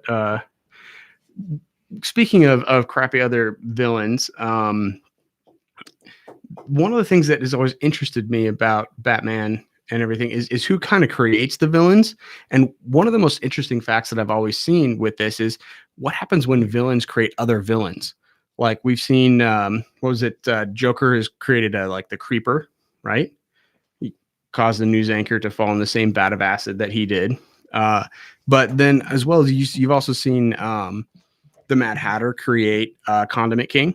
Mhm. And also the Mad Maid, I believe. Well, and if you go into the Gotham series, there was a Yep. whole arc, and it was honestly what made me stop watching the show, but that's neither here nor there. But where the Mad Hatter just created a slew of different villains within it.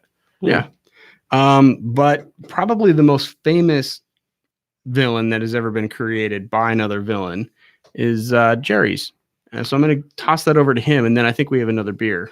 Well, it's Harley Quinn, Right. easily. Yeah. Who was created by the Joker, not in a thrown in a vat of acid way, but almost more in a Stockholm syndrome Yes. sort of way. Which is way more creepy. way more creepy, right? Because Dr. Harlan Quinzel, which also, can we talk about how fucking lame of a name transition Harlan Quinzel to Harley Quinn is?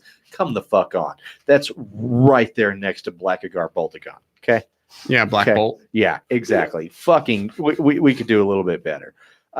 Especially since she was created by Paul fucking Dini and Bruce Timm. I mean, So it two of works. the It most seemed foremost very Batman natural. writers of all time, right? But either way, again, she was so fascinated with the Joker, she slowly started to twist her mind and become a villain, as it were. But my favorite thing is not just that, but she's one of the few comic book characters, and there have actually been a little bit more now due to the sheer amount of Mhm. comic book shows there are out there.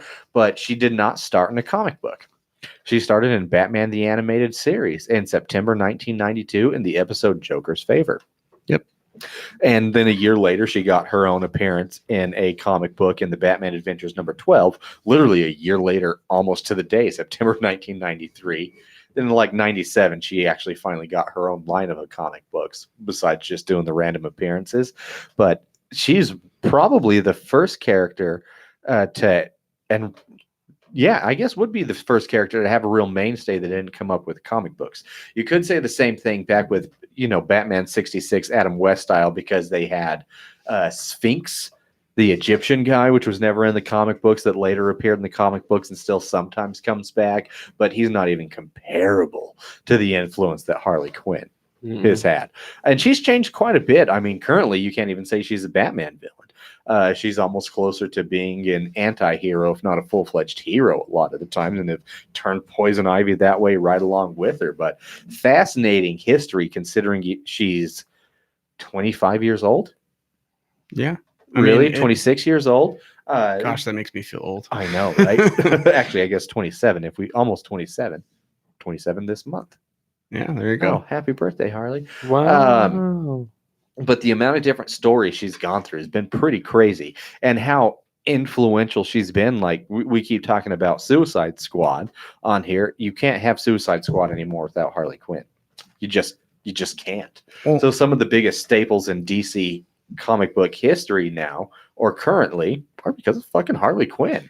Well, and there's not before that I will say this, there hasn't or wasn't ever really a large presence of even telling the female side of a story of somebody that is in a abusive relationship, Exactly. which is a huge thing with Mhm. her. So Right. And the fact that she was able to overcome that too Yes. after so long. Because, it's so funny when you see some girls on Facebook post like a relationship wannabe thing with like Harley Quinn and the Joker. And it's like, you've never read a comic you have book. no idea have what you? you are asking. You just like the cosplay aspect. Yeah. of it. Stupid bitch. But can we talk about, I think, probably the number one cosplay chick of all time? Is got to be Harley Quinn. Oh, Number Devil's one Little female Angel? Oh, yeah. Halloween costume. Dude, every Holy time. shit, the amount of Harley Quinns is just, It's overwhelming. it really is. It's too much. And I'm totally, yeah. But yeah, that's What was that? nothing. Okay, continue. Clear your browser history. That's pretty much all I got. I really like Harley Quinn. I love that black and red aspect that changes her characters have gone through, how good she's been in the animated series. One of the few good things the original Suicide Squad movie had going for it was how good Margot Robbie was The video game, as Harley Quinn. that nurse costume was just ridiculous. That was the cosplay wonderful. of the year. Yeah. Oh, absolutely. So yeah, Harley Quinn. Nice choice. Great choice. We got another beer. What do we got here? Yeah, I'm thirsty. Yeah.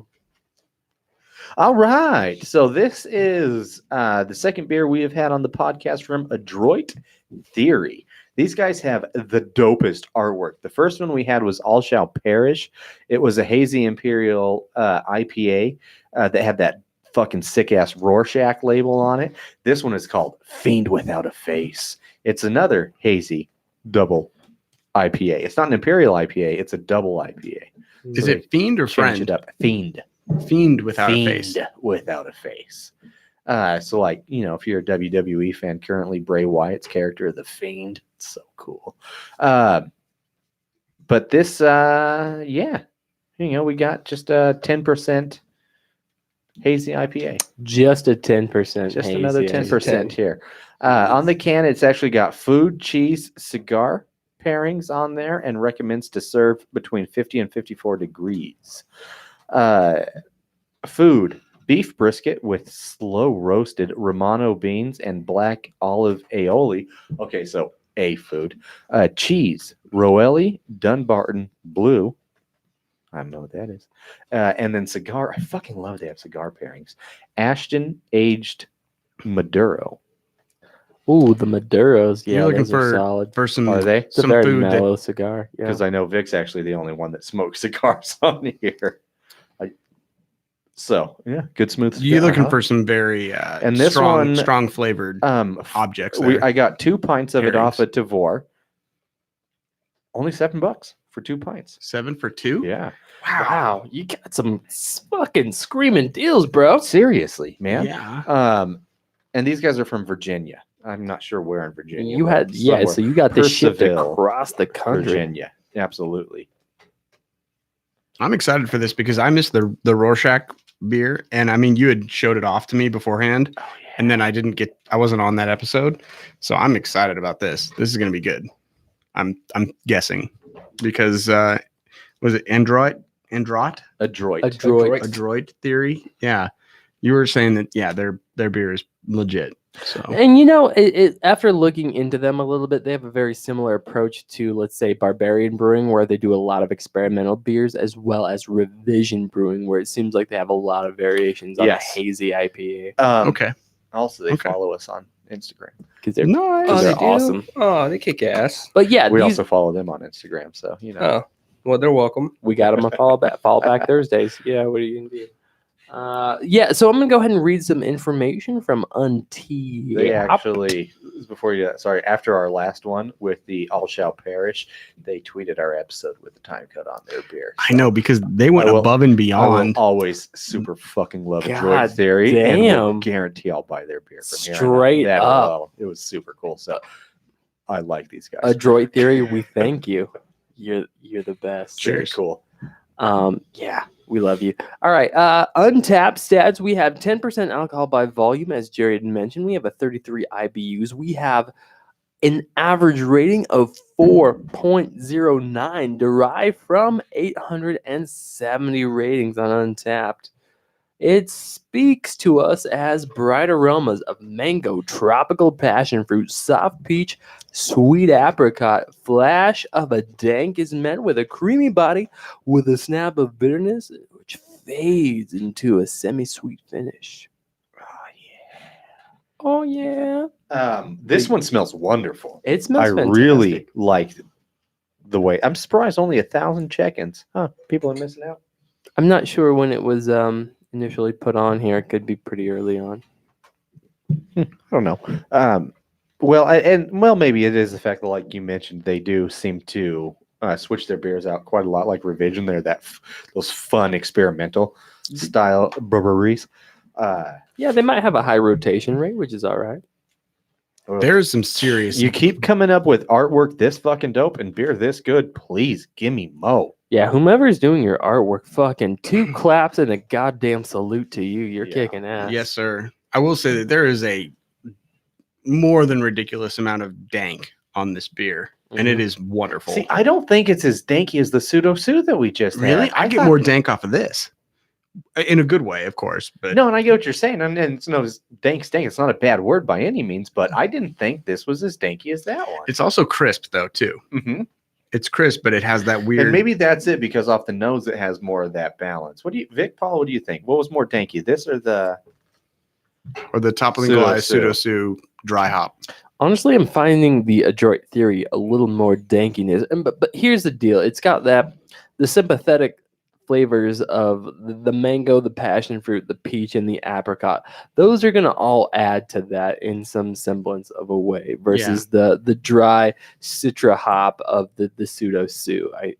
To me, it's the pseudo sue smelled more crisp to me because of those elements. I feel like the Fiend Without a Face definitely has more of a tropical aspect to it Mm-hmm. for sure. It's not just one thing like the pseudo sue is mango pure almost. This has definitely got more of the tropical blend. Just Yeah. okay. Yeah, It is the combination of the fruit flavors here. it's wonderful. I love it. Yeah, that's fantastic. I think And this is a good one. I really like it, but I like that more, that citrus blend. To me, it almost tastes like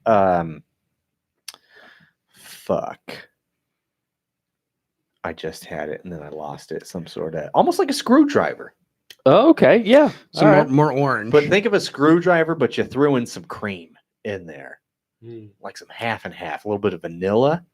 Oh, that sounds I can see more wonderful. vanilla than half. and Like a half. creamsicle No, screwdriver. it's like a creamy vanilla though. Well, on top of that, almost like you were to blend that together. Like I mean that in the highest compliment. I really enjoy this. I like it. I kind of get like a jungle juice ish Sure. from this, Okay. Oh yeah. Okay. Yeah. All right. Yeah, because you get you There's a taste little that bit of, alky, Mhm. yeah. but you definitely get the fruit. Like the Oh nuts from yeah. it. It's like at 10%. Yeah, you're getting it's not boozy, but you know there's booze in it. That's what I'm like, 100%. That's for Yeah, I was sure. talking about jungle juice with somebody last night. I can't remember. God, dude, it Probably has been, Jerry. God, it's been like 10 years since we had. Yeah. Yeah. That's a lot of work. That was a man. bad It is a night. lot of work. That was a good night. I had a think. great I don't time. really It remember. was a bad morning. It Well, was a good nice. night. A lot of nights. Eat your fruit. dude, hangover. Eat your alcohol. So sugary. 4.09. You know, actually, so far this is beer of the night for me. I really like this. I'm gonna give it a 4.25. 4.25. For Dusel Cinco? Mhm. Dude, I'm gonna double down right there with you. This is beer of the night for me as well. It is a fantastic combination. This is one of my favorite hazies. I think it's a great beer. Mm-hmm. And that's the thing. It says it's a hazy. It looks less like a hazy than the double dry hop that we had. Yeah, It's this almost a little bit more clear and balanced as far as the look goes. good call. Not quite as foggy. So interesting. Light on the haze, Light on the haze. which I think maybe is why I like it more than Mm. most hazies. Yeah, So, it does a good job of balancing it out. And the for sure. 10% doesn't hurt either. No, Getting drunk tonight. dude, I am fucking buzzing. For sure. Paula, Will? 3.75. Fuck you, man. I'm just kidding. Respectable. Yeah. I kind of agree with Jerry. Fuck you, man. This beer is great. No, He's off the podcast. No. Prospect. Prospect. No, we all like what we like. I Yeah, get of it. course. No, I get it. Continue, please. Sorry. I won't. I- 375 I'm is gonna still leave a it at good that. rating. You're gonna leave it at that. All right, 375. All right, I'm gonna agree with the boy band. 4.25. Had it written down. This beer is great. I don't know if it's my beer of the night because has that little bit of an extra bite to it that I'm not too fond of. But looking at the price, looking at the artwork, looking at everything else, this beer's good. Yep. Yeah. No, I really dig this. Okay. Do you guys mind if we take another break real quick? Or is it just me? Do you, dude? You do? Yeah, we can. Get out of here. Oh, okay. So just me. Oh, I don't know. No. We'll break it down. we'll break. Yeah. Okay. All right. Be right back. break it down. Break it down. We are at. Where are we at? We are at 146. Oh, so not too bad. So let's do this. Let's finish this, come back, or maybe we'll come back and Paula, do you want to give us some fun Batman villain facts? And then we'll do the other beer and wrap up and get out of here. I'm good with that. Hi, Daisy. I said everything that I needed to say. Yeah, I said. You still got your fun facts, Paula? I just have random things about the characters. Okay. Well, if they're not, of course I want to do it, but I say let's do that. Drink the other beer, do our whatever.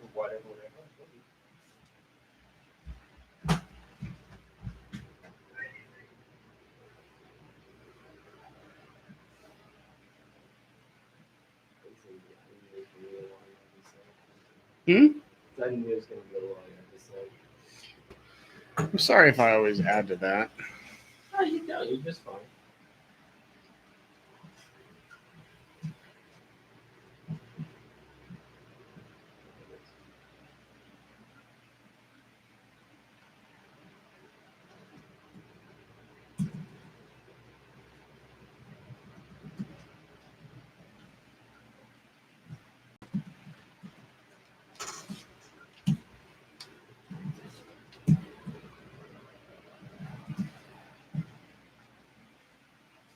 I'm really glad that I have my phone on Do Not Disturb. It's going to blow me away. I've not done that before. The what? Have you done that before with your Do Not Disturb? No. Really? It's kind of amazing. Yeah. You'd think with me and all my tech prowess that I would know how to do that. No. You're kind of a technology. That is your career. Yeah. It's only what I do for money. Are we live anywhere? Facebook still and YouTube. All right. I'll mute YouTube. Where is that? No, it's fine. You don't have to do that. I'll just talk to you later. Yeah. I don't have to say what I was going to say. But good night. Yeah. That is one thing that I do miss while I'm here is like miss football, but that's okay. You guys are way more fun. With the Saints guy? I find out for you in here in a second. Do I have anybody from? I don't. Did they go doesn't marching matter. I'll in? figure it out. Did the Saints win? Did they march in? No, they got smashed. Really? 27. Damn. Holy shit. 27-9. My buddy Bobby Woods only scored 5 fantasy points when he was estimated to go for 15. And all their points were field goals, too. That's not a good thing. Drew, what happened? LA slapping dicks. Huh? Carson Wentz went out of the ballgame. Bourne? Yeah, it's Jay. Yes. Dude. said Hugo Strange. Oh shit, that's a good one. And Shelly commented too. No, Jay Boren. He's I did the Spartan races with him. He'd come over by weed. You did for the me Spartan sometimes. race? We are. I know I did the Spartan race one year. I've done a few of them. You know Jay. Yeah, Big mutton chops, big Jack buff dude. name, but Yeah. Hi, Jay. Sorry. Yeah, we just saw your comment, buddy. Jay's awesome. Shelly also commented as well on our Facebook. Shelly's awesome.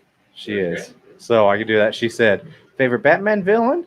I love the dichotomy between Batman and the Joker, obsession with justice versus obsession with chaos, but Scarecrow was always my favorite villain to watch Batman fight. You know, Thank you, he Shelley. went through like 4 different revisions on Batman Animated the series. Like in terms of how he looked, like how they drew him. He went through 4 different revisions. The Scarecrow? The last one was terrifying. Okay, turn the fan off. Let's get going. And we'll bring up our fan mentions, I guess, when we get back. Yeah, that's a really good mention I for had him Hugo on my Strange. list, but like, yeah, I should have. Oh, shit, the roast of Alec Baldwin's tonight.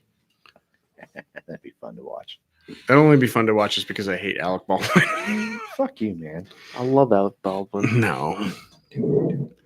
I feel like he plays too close to the actual character for who he actually is. Shut up. We got to get going. All right, go get going. Call us back in. Okay. Here we go. In 3, 2, 1.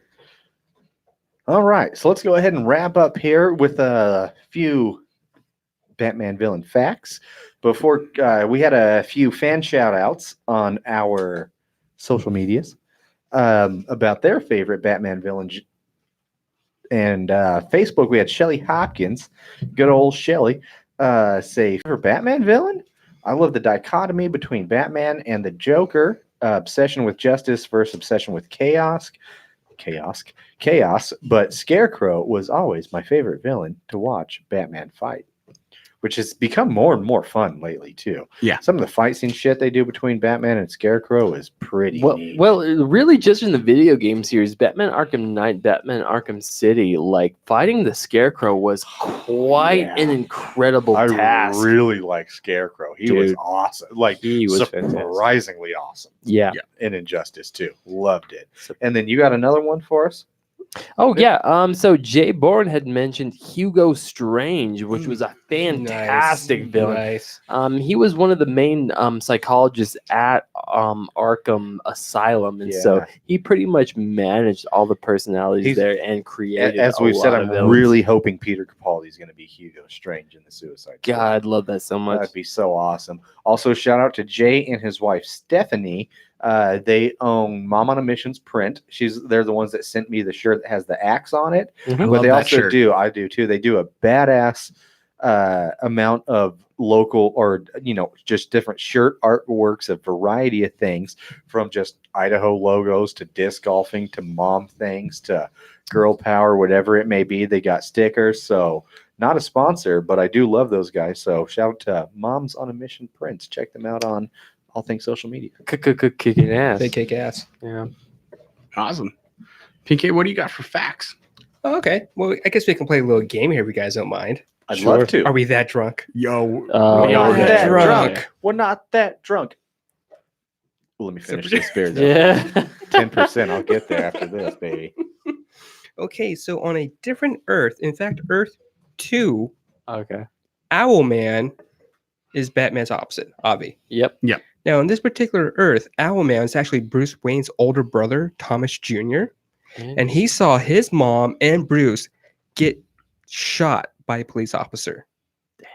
In which it turned him into a villain to become Owlman.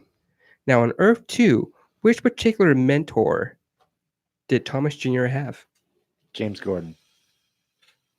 Close, but no cigar. No. That's a good guess, though. Oh, it's just the hatred towards coppers. Like, how ironic would it Mhm, be if it was mhm. James Gordon? It's a great guess. Ra's al Ghul. that's my guess. Great guess. But no, sir. Damn. Wait. The Joker. Joe Chill. Joe Chill. Oh, Wow, aka the fucking assassin of his parents. Yep. Okay. Bruce Yeah. Wayne's parents. Yeah, he killed his parents. Wow. Joe Chill mentored Alright. Thomas Jr. Dang. to become Owlman.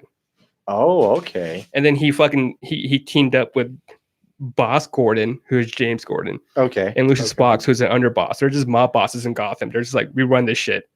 So villains we didn't bring up though, but the Court of Owls, that Oh my goodness. storyline, man. If Wow. you got the DC Wow. network, was it Batman versus Robin where they bring in the Court of Owls? And I Yes. can't remember what the owl dude's name is. I meant to list. Talon. Talent. I meant to Oh, list them out man. in that series where they also bring in a lot of the rogues gallery for and that series. And but yeah, regardless of all of that, if you want to watch an animated movie where you're like, holy shit, how is the action in this so fucking good? That's a great example. Literally the hand-to-hand combat Look, and I that was gonna between say- Talon and Batman. God damn, it's good. they choreographed all of those fight scenes and then set it to why am I mind? But just they set it to animation. Afterwards. That's exactly what it looked like. It was so good. So many of them have done a good job. That's a prime example. Sorry, Paul. Didn't mean to interrupt. Continue. You Oh, I don't mind. I'm hard. I'm hard. I can see. I don't know how long I can say it's hard, but I'm hard. I want to win this game. Keep going. Okay, cool.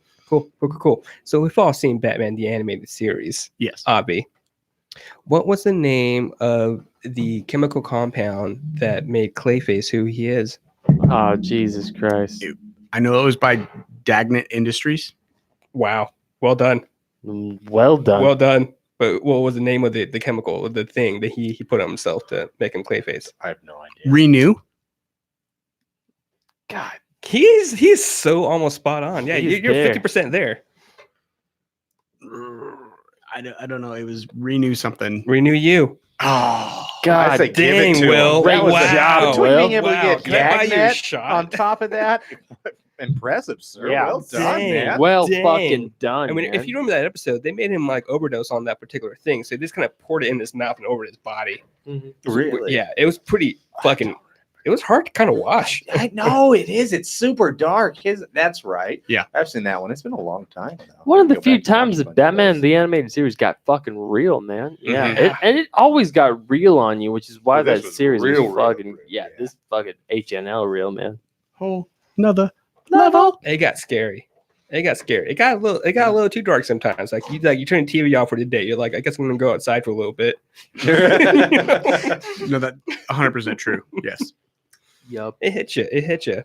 And just, I guess, an actual fact that I have that's not part of the game. At one point, Gotham City had a major earthquake. And so because of that, Poison Ivy took over Gotham Park. And she had taken in orphan children because of that. And she just fed them and shit.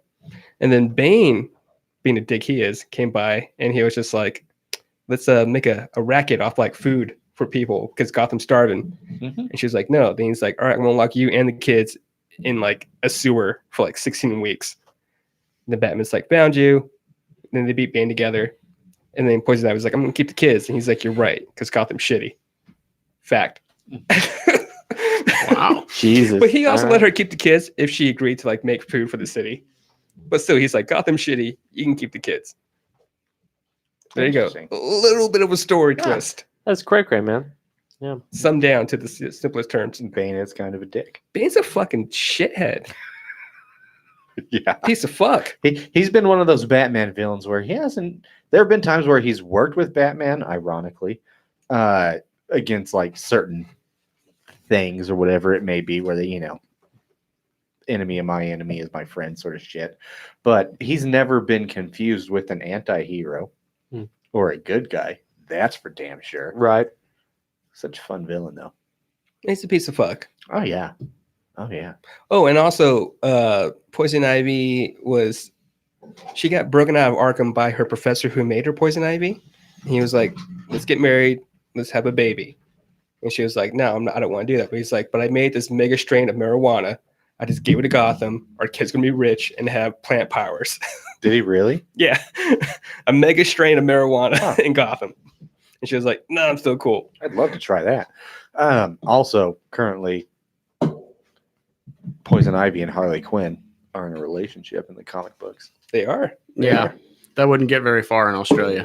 It's been parodied a lot on Pornhub. Why would it not get very far in Australia? Isn't that or Brazil? Sorry. Isn't that- Brazil. Yeah, Yeah. it would not get very far in Brazil. Yeah, sorry.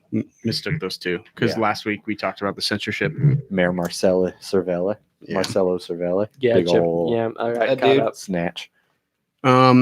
Jerry's got another beer for us, but one last thing while he pours that, I want to just highlight. I was on, I don't know, the interwebs. Medication? What? What? What? Nothing. Okay. Weird. Medication. No, that's when I'm off my medication. What were you saying? And one of the, just kind of an interesting thing that I've noticed is that, and this was actually brought to light with the animation style, is I was on the interwebs and I forget the artist name, and I apologize, but I used to have a printout of combinations of Batman villains, like as like a dichotomy, like with both of them kind of merged together. So like Oh, okay. Mr. Freeze and the Penguin merged together. Oh, like an amalgamation. Yeah. Okay. And Harley and Ivy kind of mixed together. And the Joker and Riddler were mixed together. And Croc and Bane both mixed together. So imagine like Killer Croc, but with like, you know, Yeah. Bane's Bane powers. intelligence. Yeah, we get it. yeah. And then Clayface and Two-Face mixed together. The faces. And I can't remember what the Scarecrow plus the other one was, but I remember those and I haven't printed out. I need to bring them in, hang them on the wall because they were awesome. They're awesome little mashups. Yeah, that's pretty rad, man. All those talks makes me want to watch Batman Ninja. God, that You was- know, Dude, that The movie is anim- fucking absurd. The animation is phenomenal. It's great. I love that right. movie. It's But super fun, but fucking plot- an absurd movie. plot is just man. the fucking- ultimate anime. All dude, the I tropes. fucking relocated several times watching yeah, that you did. movie. Dude, I the could- monkeys coming together to form that's when Yeah. like, and granted that's it. But I will say that was a game changer for That us. was the moment, really. not the that time point? travel, not the years past. it was that one. It was But that one. The monkey mecha, whenever yeah. he went from like what did he do? The Batman vehicle change where he went from like the Batman Oh my god! giant mecha robot When he to first the fights the Joker, tank to the car to the motorcycle and just kept slowly changing from one smaller vehicle to another. Wasn't there a horse in there somewhere too? Because it was medieval ages almost. possibly. I think so. Peter Pan. Yeah, have you not seen it? No, I have. Oh, you I have? have. Oh, I don't know. okay. It's Was great. it I have, medieval ages? It was the feudal All era right. in Japan. fine. Right? I will say this. I like that movie enough. I let my Which kids was watch it. actually this pretty much like the same time, but just different part of the world. So screw you. In other words, what'd you pour Actually, for it was us? about 200 years later. You fucking Well, that Robin Um, monkey thing was awesome. Anyway, go ahead. dude. It was silly. It was Oh fucking god, Batman silly. Ninja is absolutely fucking absurd. But holy shit, the animation's so dope in it though. But god, Japanese in their mechas, man. So this is another beer I got off of Tavois. No, the Tavois. This is a brewery out of Texas. It's called 903 Brewers. This is a series that they have called Down with the Pastry. They have a strawberry cake ale and a cinnamon roll ale and what was the cookies and cream cake ale. What is this one? This is the strawberry cake cream ale. 5.2%. It pairs well with cold milk, ice cream, and girl power. They're badass, all women, I believe all women owned brewery out of Texas. On the can, it says, have your cake and drink it too. At 903, we have strong women at the helm, and we wanted to brew something to celebrate the women that love craft and the strength they bring to the community. This brew is packed with flavor and should be a reminder of what the women of 903 Brewers and others in the industry bring to the craft industry. Cheers. Sherman, Texas. It's gonna take a lot of convincing. And that's being said before I've even picked this beer up and smelt it to convince me that beer should be paired with milk. Just gonna say that flat out. Dude, you're 100% right. I can't imagine myself drinking this beer paired with a milk or even an ice cream. I just Not even a frozen yogurt. nope. Nope. But again, another super, super cheap beer. I don't know what's happening with Tavour, but it was $4. Oh, $4 each at two. Oh my God, I've been wrong on prices the whole night. The Pseudo Sue was $6 each for two. The Fiend Without a Face was $7 for two. Oh, so it's twice as much as we Twice thought. as much as I said. Still not Okay. bad. Not bad. And this is Ratings hold $4 each for two. I'm not changing my ratings for either one of those. No way. Nope. Wait, this was $4 for two, so it's $2 a can, no, $4 each, and you had to buy two. and the other So I ones spent were $8, and the other ones were 7 and 6 a can. a can. Correct. All right, fine. It is what it is. Yeah. So this is a beer. He's not wrong. He's not wrong. This has been a beer that we are currently drinking. We're almost at 2 hours. We've been Cracking drinking. open some strawberry cake cream ale is like diving into a can of liquid cake smothered in a strawberry vanilla frosting. Liquid cake. They've won medals at the Great American Beer Fest. I don't know if this one is, but let's see. A strawberry cake cream ale. I'm excited. Can you find it on Untapped? Oh, Heck. I do have it. Sorry. Oh my God, it smells amazing. Holy cremoly. Yeah, no, they it kick it smells ass. so good. You know what it smells like? It smells like the those old strawberry shortcake dolls. You know, they used to have like the scratch and sniff. No, am I the only one that I do had know a what you're saying, sister? but I want to Okay. look at you like a creep for smelling dolls. Again, am I the only one that had a sister here?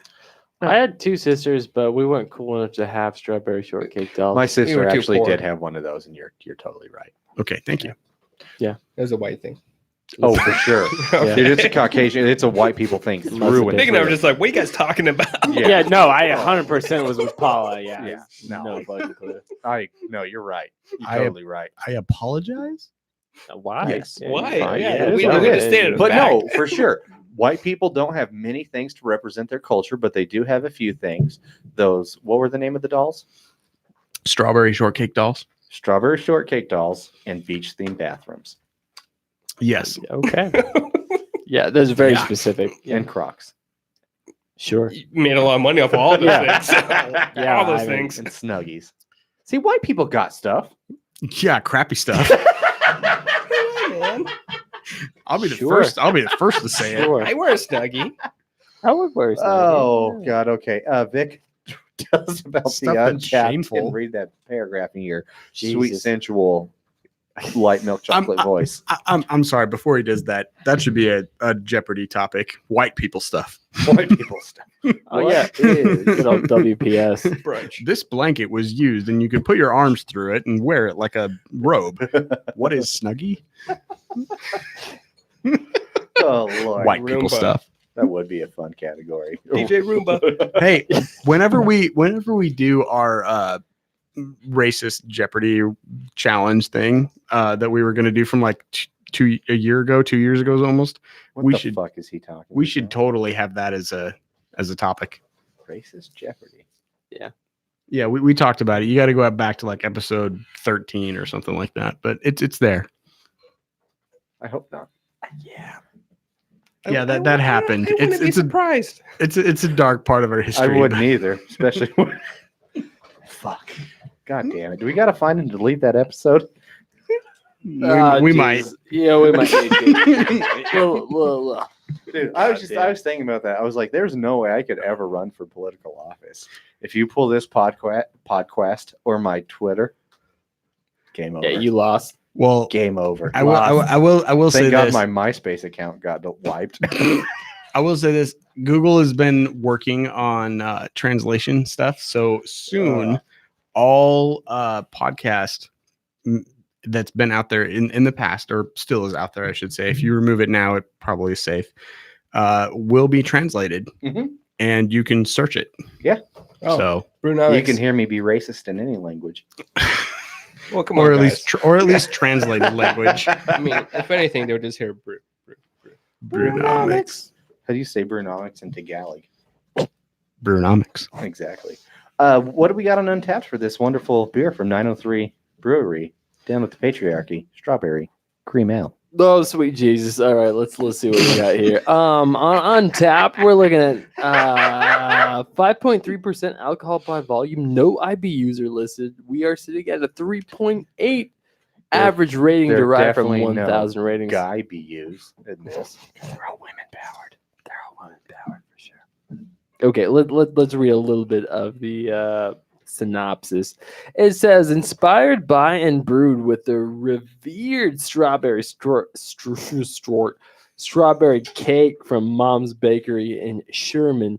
The cream ale is bold and whimsical with the layers of strawberry and vanilla imparted by hundreds of pounds of strawberry puree and vanilla.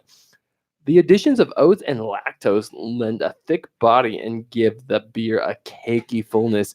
You can have your cake and drink it too. Jerry, drink at your own discretion. I say that because his butthole does not like lactose. The lactose is. Yeah, it's heavy with this one. Oh my God, this is good. Can we give that a Brewnomics t-shirt? Your butthole does not, my butthole or your butthole does not like lactose. Uh-huh. You should do this. We'll get one where Vic's wearing this shirt, and it'll say this dude's butthole hates lactose with an arrow pointing to his left. So it'll be I'll always have to stand to his left so people know my butthole's just hurting a little. Not about Is the it- lactose. Just a little. It's not You can Is also it, use it for um, any cosplay. Really. So one of my favorite, like those pre-packaged sweet treats, whether it be, a Twinkie or a Ding Dong or a Ho Ho or a Boston cream pie. No maybe a snowballs, though, right? s'more. No snowballs. Fuck snowballs. Fuck those My things. personal I love favorite snowballs. is You like just- the strawberry roll, shortcake roll or whatever. It's like a Swiss roll, but it's all strawberry style. I know what you're talking That is about. my absolute favorite. God, those are great. The They're white Swiss rolls. Yeah, the ones no, that- they're not white because they're not coated like I a thought they regular had- I Swiss thought they roll. had white chocolate over the top of them. They don't. They use it's just the shortbread. It's just like the Oh. angel food cake, and they have like the cream cheese and strawberry frosting in the middle of it. Mhm. Oh, they're so good. Tasty. That's what this reminds me of, and I am so happy that I can have my favorite sweet treat and get drunk. So I'm loving this. It is a wonderful representation. I definitely get the vanilla, the strawberry. I love this color with it. Maybe it was a little bit more pink, more red on there, but wonderful smell, wonderful taste, great representation of what it's going for. Amazing job, ladies. I love this. I might have a new beer of the night. I'm gonna give this a 4 or 5. I fucking adore this beer. I love it. This is my new favorite sweet beer. That fast. Noise. Really noise. fucking good. Noise. I Noise. am in love. Cool. He's in love with the beer. He knows it. He rolls it. He He drinks loves it. Every it. time it's wow. He drinks it. He tastes it. He enjoys it. It's a beer he's in love with. Bounce, bounce, bounce, Damn, bounce, this is bounce, good. bounce, bounce. I would like to see their other cream ales, like that cinnamon roll one and the cookies and cream. If they can nail this flavor profile so well, I really want to see how they do those other ones. I'm Straight really intrigued by the cinnamon roll one because I Right? am not like, as you said, those Hostess ones, as you described, Mhm. those are your favorite. Those are my anti-favorite. Well, fuck you, Will. Get out of my. Get out of here. Get out. No, no, Take no, your no. earbuds out and get the fuck out. I'm just kidding. You escalated that very quickly, too That quickly. was- wow. But Okay, seriously, why chill are you your still shit. here? Get Trigger. out. No, chill your Jerry's shit. trigger. Chill your shit. You can like what you like. I can like what I like. It's okay. Is Yeah, it's fine. it okay? Seriously, like I want to see this company do something with peanut butter and chocolate. They might. Peanut butter jelly time. Peanut butter jelly time. Or that. Way up. Way up. Way at. Peanut butter jelly, peanut butter jelly, peanut butter jelly with a baseball bat, Peanut butter jelly with a baseball bat. Peanut butter jelly with a baseball bat. What do you guys think of the rating though? So I'm still 3.8. Fuck that rating. So I'm gonna give it a 4 or 5. Will rate it. I totally Rate it. respect what this company is doing. Just rate it. 3.75. Fuck you. That's what I wrote. I respected Will what you they're mute doing. his microphone? Can No. you do that from there? No. Not from here. I can't. Wait, oh, I got it. Ha, I got you it. got it. Yeah. Yeah, no, dude. We're on arm's reach Yeah, of like, like the equipment is. Flick your hand. Paula, 4.25. you like the cream ales too, huh? This is delicious. Isn't it? It's so good. Straight up, you went ahead and created a whole new word for that, man. That's I'm fantastic. in this. Just take his beer. He doesn't get the rest of Man, it. He beer. took your Yeah. beer. You Wow. want to talk shit on it? You don't get to drink it. Damn. I'm gonna hit this up with a 4.0 solid personally. I think it's a I am so fantastic sad. beer. This is a tasty motherfucker. 4.25 for you. Is that what you said? A 4 even. Four even. Okay. God, can't rate beer or listen. Look at this guy. Yeah, I don't know why he's here. Fucking Wait, asshole. This is some bitch. Jesus Christ. All right. Well, great beer. What a fun dessert one to finish. So I know we've been going long, so let's start to wrap up. What have you guys been watching, reading, playing, doing, jerking it to? I've been doing a lot of Harley Quinn and Poison Ivy cosplay porn. Oh shit, All the that's, above. Yeah, that's, there you go, that's there what you you've been go. jerking it to. Okay. There you go. Yeah. Now we know where this episode's topic came from. Got super personal all of a sudden. No, I feel like I you mean, know what? He's being I super like- open. That's I not like something to like Gundam just porn. okay. Gundam? Robot porn? No, I'm not into that at all. That's weird. It's totally weird. That's weird. I was about to go down that rabbit hole with you. That's I was like, weird. what I am the thinking about fuck getting is into that? actually making Gundams though. You know, like as a people make cars and shit, like actual Gundams, like the gunplay. Like the models? Yeah. Nice. FYI. Be a present for the future. Okay. I watched Scary Stories to Tell in the Dark. Oh, how How was was it? Wasn't bad. Yeah. This is a Very P- entertaining. This is Okay. a PG-13 movie, right? Yeah. Yeah. And were you scared? Was it scary? I mean, it had a lot of tropes, but I was always entertained. Were you thrilled? Well, I mean, it's called Scary Stories to Tell in the Dark, so you can tell it's going to be trope packed just by the title. Yeah, and if you read the books, there were certain like stories that people were You know couldn't damn wait to well we watch. didn't read the books, Paula. okay. You know damn well we didn't read those You know that books. Jerry can't read. Come on. You know I can't read. But yes, I enjoyed it. I thought it was entertaining, and I wish, if anything, there were more gore. There wasn't enough gore for me. Yeah. Okay. Yeah, That's yeah, at PG-13. Huh? PG-13. Yeah. Other than that, though, I like what they did, and they kicked ass of what the rating gave them. Okay. Okay. Yeah. Cool. Interesting. Good story. All right. So other than 55 plus hour work weeks for me, we did a yard sale 2 weeks ago. Then I went to McCall last week for my anniversary, which was awesome. Happy anniversary. I think we Thank said you. so on the podcast. We did not. No. Didn't we? Happy anniversary, William. We appreciate We said you. it pre-podcast. We're Thank like, you. hey, we should remember to say that on the podcast. I'm sure it's on one of these platforms. It's okay. Maybe at this one. I've only been married 12 years. It's all right. Only. Only, yeah. It really only feels only because it's wonderful. Oh. Oh, good. Oh, that's cute. Yeah.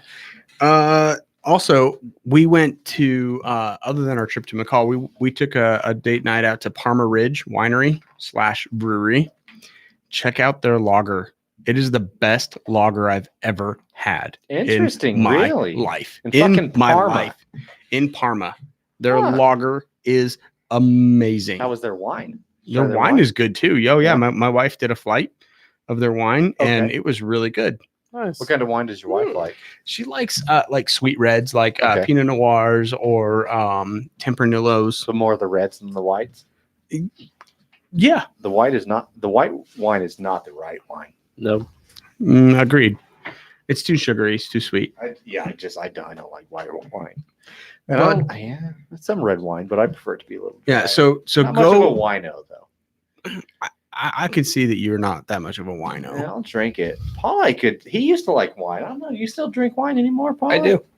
Yeah. I do. At least once a week, to be We honest. We should take a field trip to Parma Ridge because it is that good, and it'd be fun to see their hop fields and everything else. Anyways, other than that, I finished up Young Justice season 3. I I, do that. Nice. I'm not disappointed by it, but I was not as happy as I thought I would be Really? with how much I loved Young Justice 1 and 2. Huh. I was expecting a little bit more from season 3. I'm hoping that they're setting stuff up for season 4, which was confirmed to be in development. And I watched Alita Battle Angel, Okay. Nice. which I know that you guys gave a shout out to on an earlier show, but dude, that movie was directed by Robert Rodriguez, Uh-huh. and it was written by James Cameron. Uh-huh. Yep. Nope. You need to go see this movie. If you like action, if you like story, go see the movie Well, or I rent will it. say if you like action, not if you like story. Really? I thought it had an okay story. I strongly disagree. I feel like parts of it were rushed because, Robert Right. Rodriguez cut over an hour from the film. I'm very sure. It was like 300 pages he cut cut it down to 200. I maybe cut the wrong parts. Maybe. Maybe a great director, bad editor. He's doing all the Um, jobs though. yeah. But I He still is like doing there are a all the lot of jobs. things, but Exactly. the story was my least favorite part of the movie. But Seriously though, Robert Rodriguez. This is I his still think first- it's worth watching, especially because the visuals Yeah. alone, the CGI, the way they did her face. Oh my god, it was so good. it's his first like over $100 million budget movie, and he does do everything. I mean, he does the writing, the directing, the B camera roll, Maybe he did too much. and the editing on it as well. Probably so. should have given the editing to someone else. What about you, Vic? Audible sigh. That's what I give you, Jerry. Get over it. Oh man, yeah, this week was interesting. I watched Creed 2. Finally caught up on that. Finally. Holy shit! I just want to say I cried my fucking dick out. So many and- Yeah. times, dude. I did too. I cried, I think 3 times watching that movie. Oh, dude, it was the whole last 30 minutes Legitimately. of the movie. I just What a fucking roller lost coaster my of shit. emotions. And that's when I was on an airplane watching it crying. I'm like, I don't Oh, care. dude. Yeah. Fuck you, middle seat. I'm 100% with Right. you. Yeah, that movie's incredible. It was beautiful. There was another situation in which the antagonist of the movie I sympathized very heavily with, and which created a lot of confusion in my head about Oh, I agree. what It was was going on. so good. It was beautiful. Yeah. Such a great movie. I also watched a piece of shit called Independence Day Resurrection. Yeah, that movie's a giant turd. You actually gave it a shot. I did. It was a giant piece I of guess shit. you both did. Oh, It was a giant I piece couldn't of do shit. it. Yeah. No, it was a giant Okay, piece so of shit. Will was, I thought one of you two had seen it. It was Will. Yeah. Yeah, and it's a giant turd. And I thought I warned you about that. You did. but- I had to do it. I really enjoyed Independence Day, but then watching fucking Resurrection, fucking giant piece of shit. Giant piece of shit. I've had Not people good. ask me to like go and watch that again with them, and I flat out tell them no. So is that wouldn't. one, kind of knowing my stance on it, I very much appreciate and respect Independence Day. I like a good action. You know what my taste is. Should I get it? watch that movie? No. No. Just skip it. Okay. No, Yeah. you There you shouldn't. go. Ignore that it There you go. exists. Cool. Good. That movie Noted. was a pure Because curiosity. it's to me. always been on the edge Yeah. for me. Like, should No. I show? 100%. I That s- movie yeah. was a pure curiosity to me. Like I had spare time and I was like, I'm just curious what it's about. And then because number one, Independence Day had one of the greatest speeches ever. I memorized that in my 8th grade drama class. I did the Bill Pullman Yeah. speech as president. Because it's fantastic. And It is. any person should do that. They tried to bring elements of that back in Can't do it. Resurrection. You just fucking couldn't Can't do do it. You got Liam Hemsworth in there for no fucking apparent reason, and it didn't work. It just didn't work on a lot of levels. Jerry, push it off the edge. So Battleship is a better movie if you want. It is. I've never seen Battleship. Battleship is that movie that should replace Independence Day. You're I, right. I Independence Day fucking Resurrection. love Battleship. I love Battleship. It is a better movie than Independence Day Resurrection. It's what you're looking for to fill that void that you're of type of movie that you want. Battleship. No, Yeah. probably won't watch that either. So You're not missing much, but I fucking love we fucking love that movie. Yeah, if you're looking for that type of movie, go to that go movie for that. Okay. as opposed That's what to you're saying. the other Okay. one. So similar experiences to you in this case, where I watched a movie that I actually thought was really good. I'm glad I finally got around to it, and one that I watched out of pure curiosity. So the one that I'm glad I finally got around to was a Netflix original directed by the Coen brothers called The Ballad of Buster Scruggs. Nice. I'm glad you got Yes. to that. Mhm. And I did finally because Vic and Paula recommended it to me. My friend Martin from Von Scheidt Brewery recommended it to me, and several people have. And it's such a wonderful movie. It's got some pretty decent humor in it, great storytelling, and holy shit, is it depressing. Yeah. Oh yeah. Oh yeah. Oh yeah. You have to be in your My right frame of mind to watch that movie. God. Like- So you've seen it too, Will? Yeah. Okay. Yeah. Oh my god. Nice. So Nice. it's a 7-part story, right? Mhm. And 5 of them have incredibly depressing endings. Yep. Mhm. Added there, but they're all so well acted. It's good and art. It's art. It is artistic. The cast is fucking phenomenal Mhm. in it across the board. What a guy. It's directed well. Like I said, it's shot incredibly well. The cinematography is phenomenal. And the stories are really good. And they just, I drank so much watching that. I Oh remember my coming out of that movie and feeling like, wow, life is bullshit. And at the same time, like, all right, I'm See, I came out of it ready like, to I'm ready Life to is go. beautiful. I came out of Yeah. it like I outlived most of these characters. So what a start. Yeah. Man, I don't want to give away too many spoilers because I know a lot of people haven't seen it. But again, hearing everything we've said, watch it. Make sure you're in the right state. But I would say watch it. What a film. Don't watch it on an airplane. By the way, people are like 50 to 75 times more susceptible to crying on an airplane than they are at any other place. Oh, so that's why I cried so much and during that's- Creed 2. Well, no, legitimately, you cried during Creed 2 because you need to cry during Creed 2. But yeah, airplanes are higher because of the elevation. It does something to your psyche. Oh, Interesting. look at that. Interesting. And then the other one I watched, which I knew I shouldn't have, but I had to because I've spent a lot of time watching them all. So I finally got around to X-Men Dark Phoenix. Oh, how was it? Fucking bad. Oh, Man, like, and here's why. Like, the CGI at the end was terrible. We didn't Oh, get our no. glorified Quicksilver scene like we did in the last few movies. We fucking barely got Quicksilver at all. One thing I did really appreciate about the movie is Xavier is a fucking asshole. In a lot of the comic books, he really is. He tries not to be an asshole. He always tries to justify what he does. But with this being the Phoenix, one thing he did with Jean Grey a lot of time in the comic books was try and block off parts of her brain to limit her power against her will without saying anything because he's doing what's best without, I mean, according to him. well, they hinted at that in Apocalypse. Right. But they full on went for it in this one. But it was just bad, man. I mean, at least it wasn't good old pedophile Bryan Singer directing it. But Simon Kinberg, you could tell he's inexperienced with this one. Jennifer Lawrence's Mystique, it came through so clearly that she just didn't want to be there. We have to ask you because we told you how we felt about an Independence Day resurgence. Is it worth our time? Well, here's the only thing that I will say with that is, a few more things. That chick that played Jean Grey, I can't remember what her name is right now. She was the one that played Sansa Stark in Game of Thrones. I get that she's a good-looking redhead, but she's such a bad actress. I don't understand how she gets work. She's terrible in Game of Thrones. She's terrible in this. She's so bland and boring. Just get the fuck out of Hollywood, girl. It's not for you. I'm sorry. Is it Wolverine Origins bad? Yeah. Damn. Well, here's the thing with this that really Really? bugged me. Besides the bad CGI at this one, it didn't necessarily. I guess technically had a clear villain, but there was no real motivation.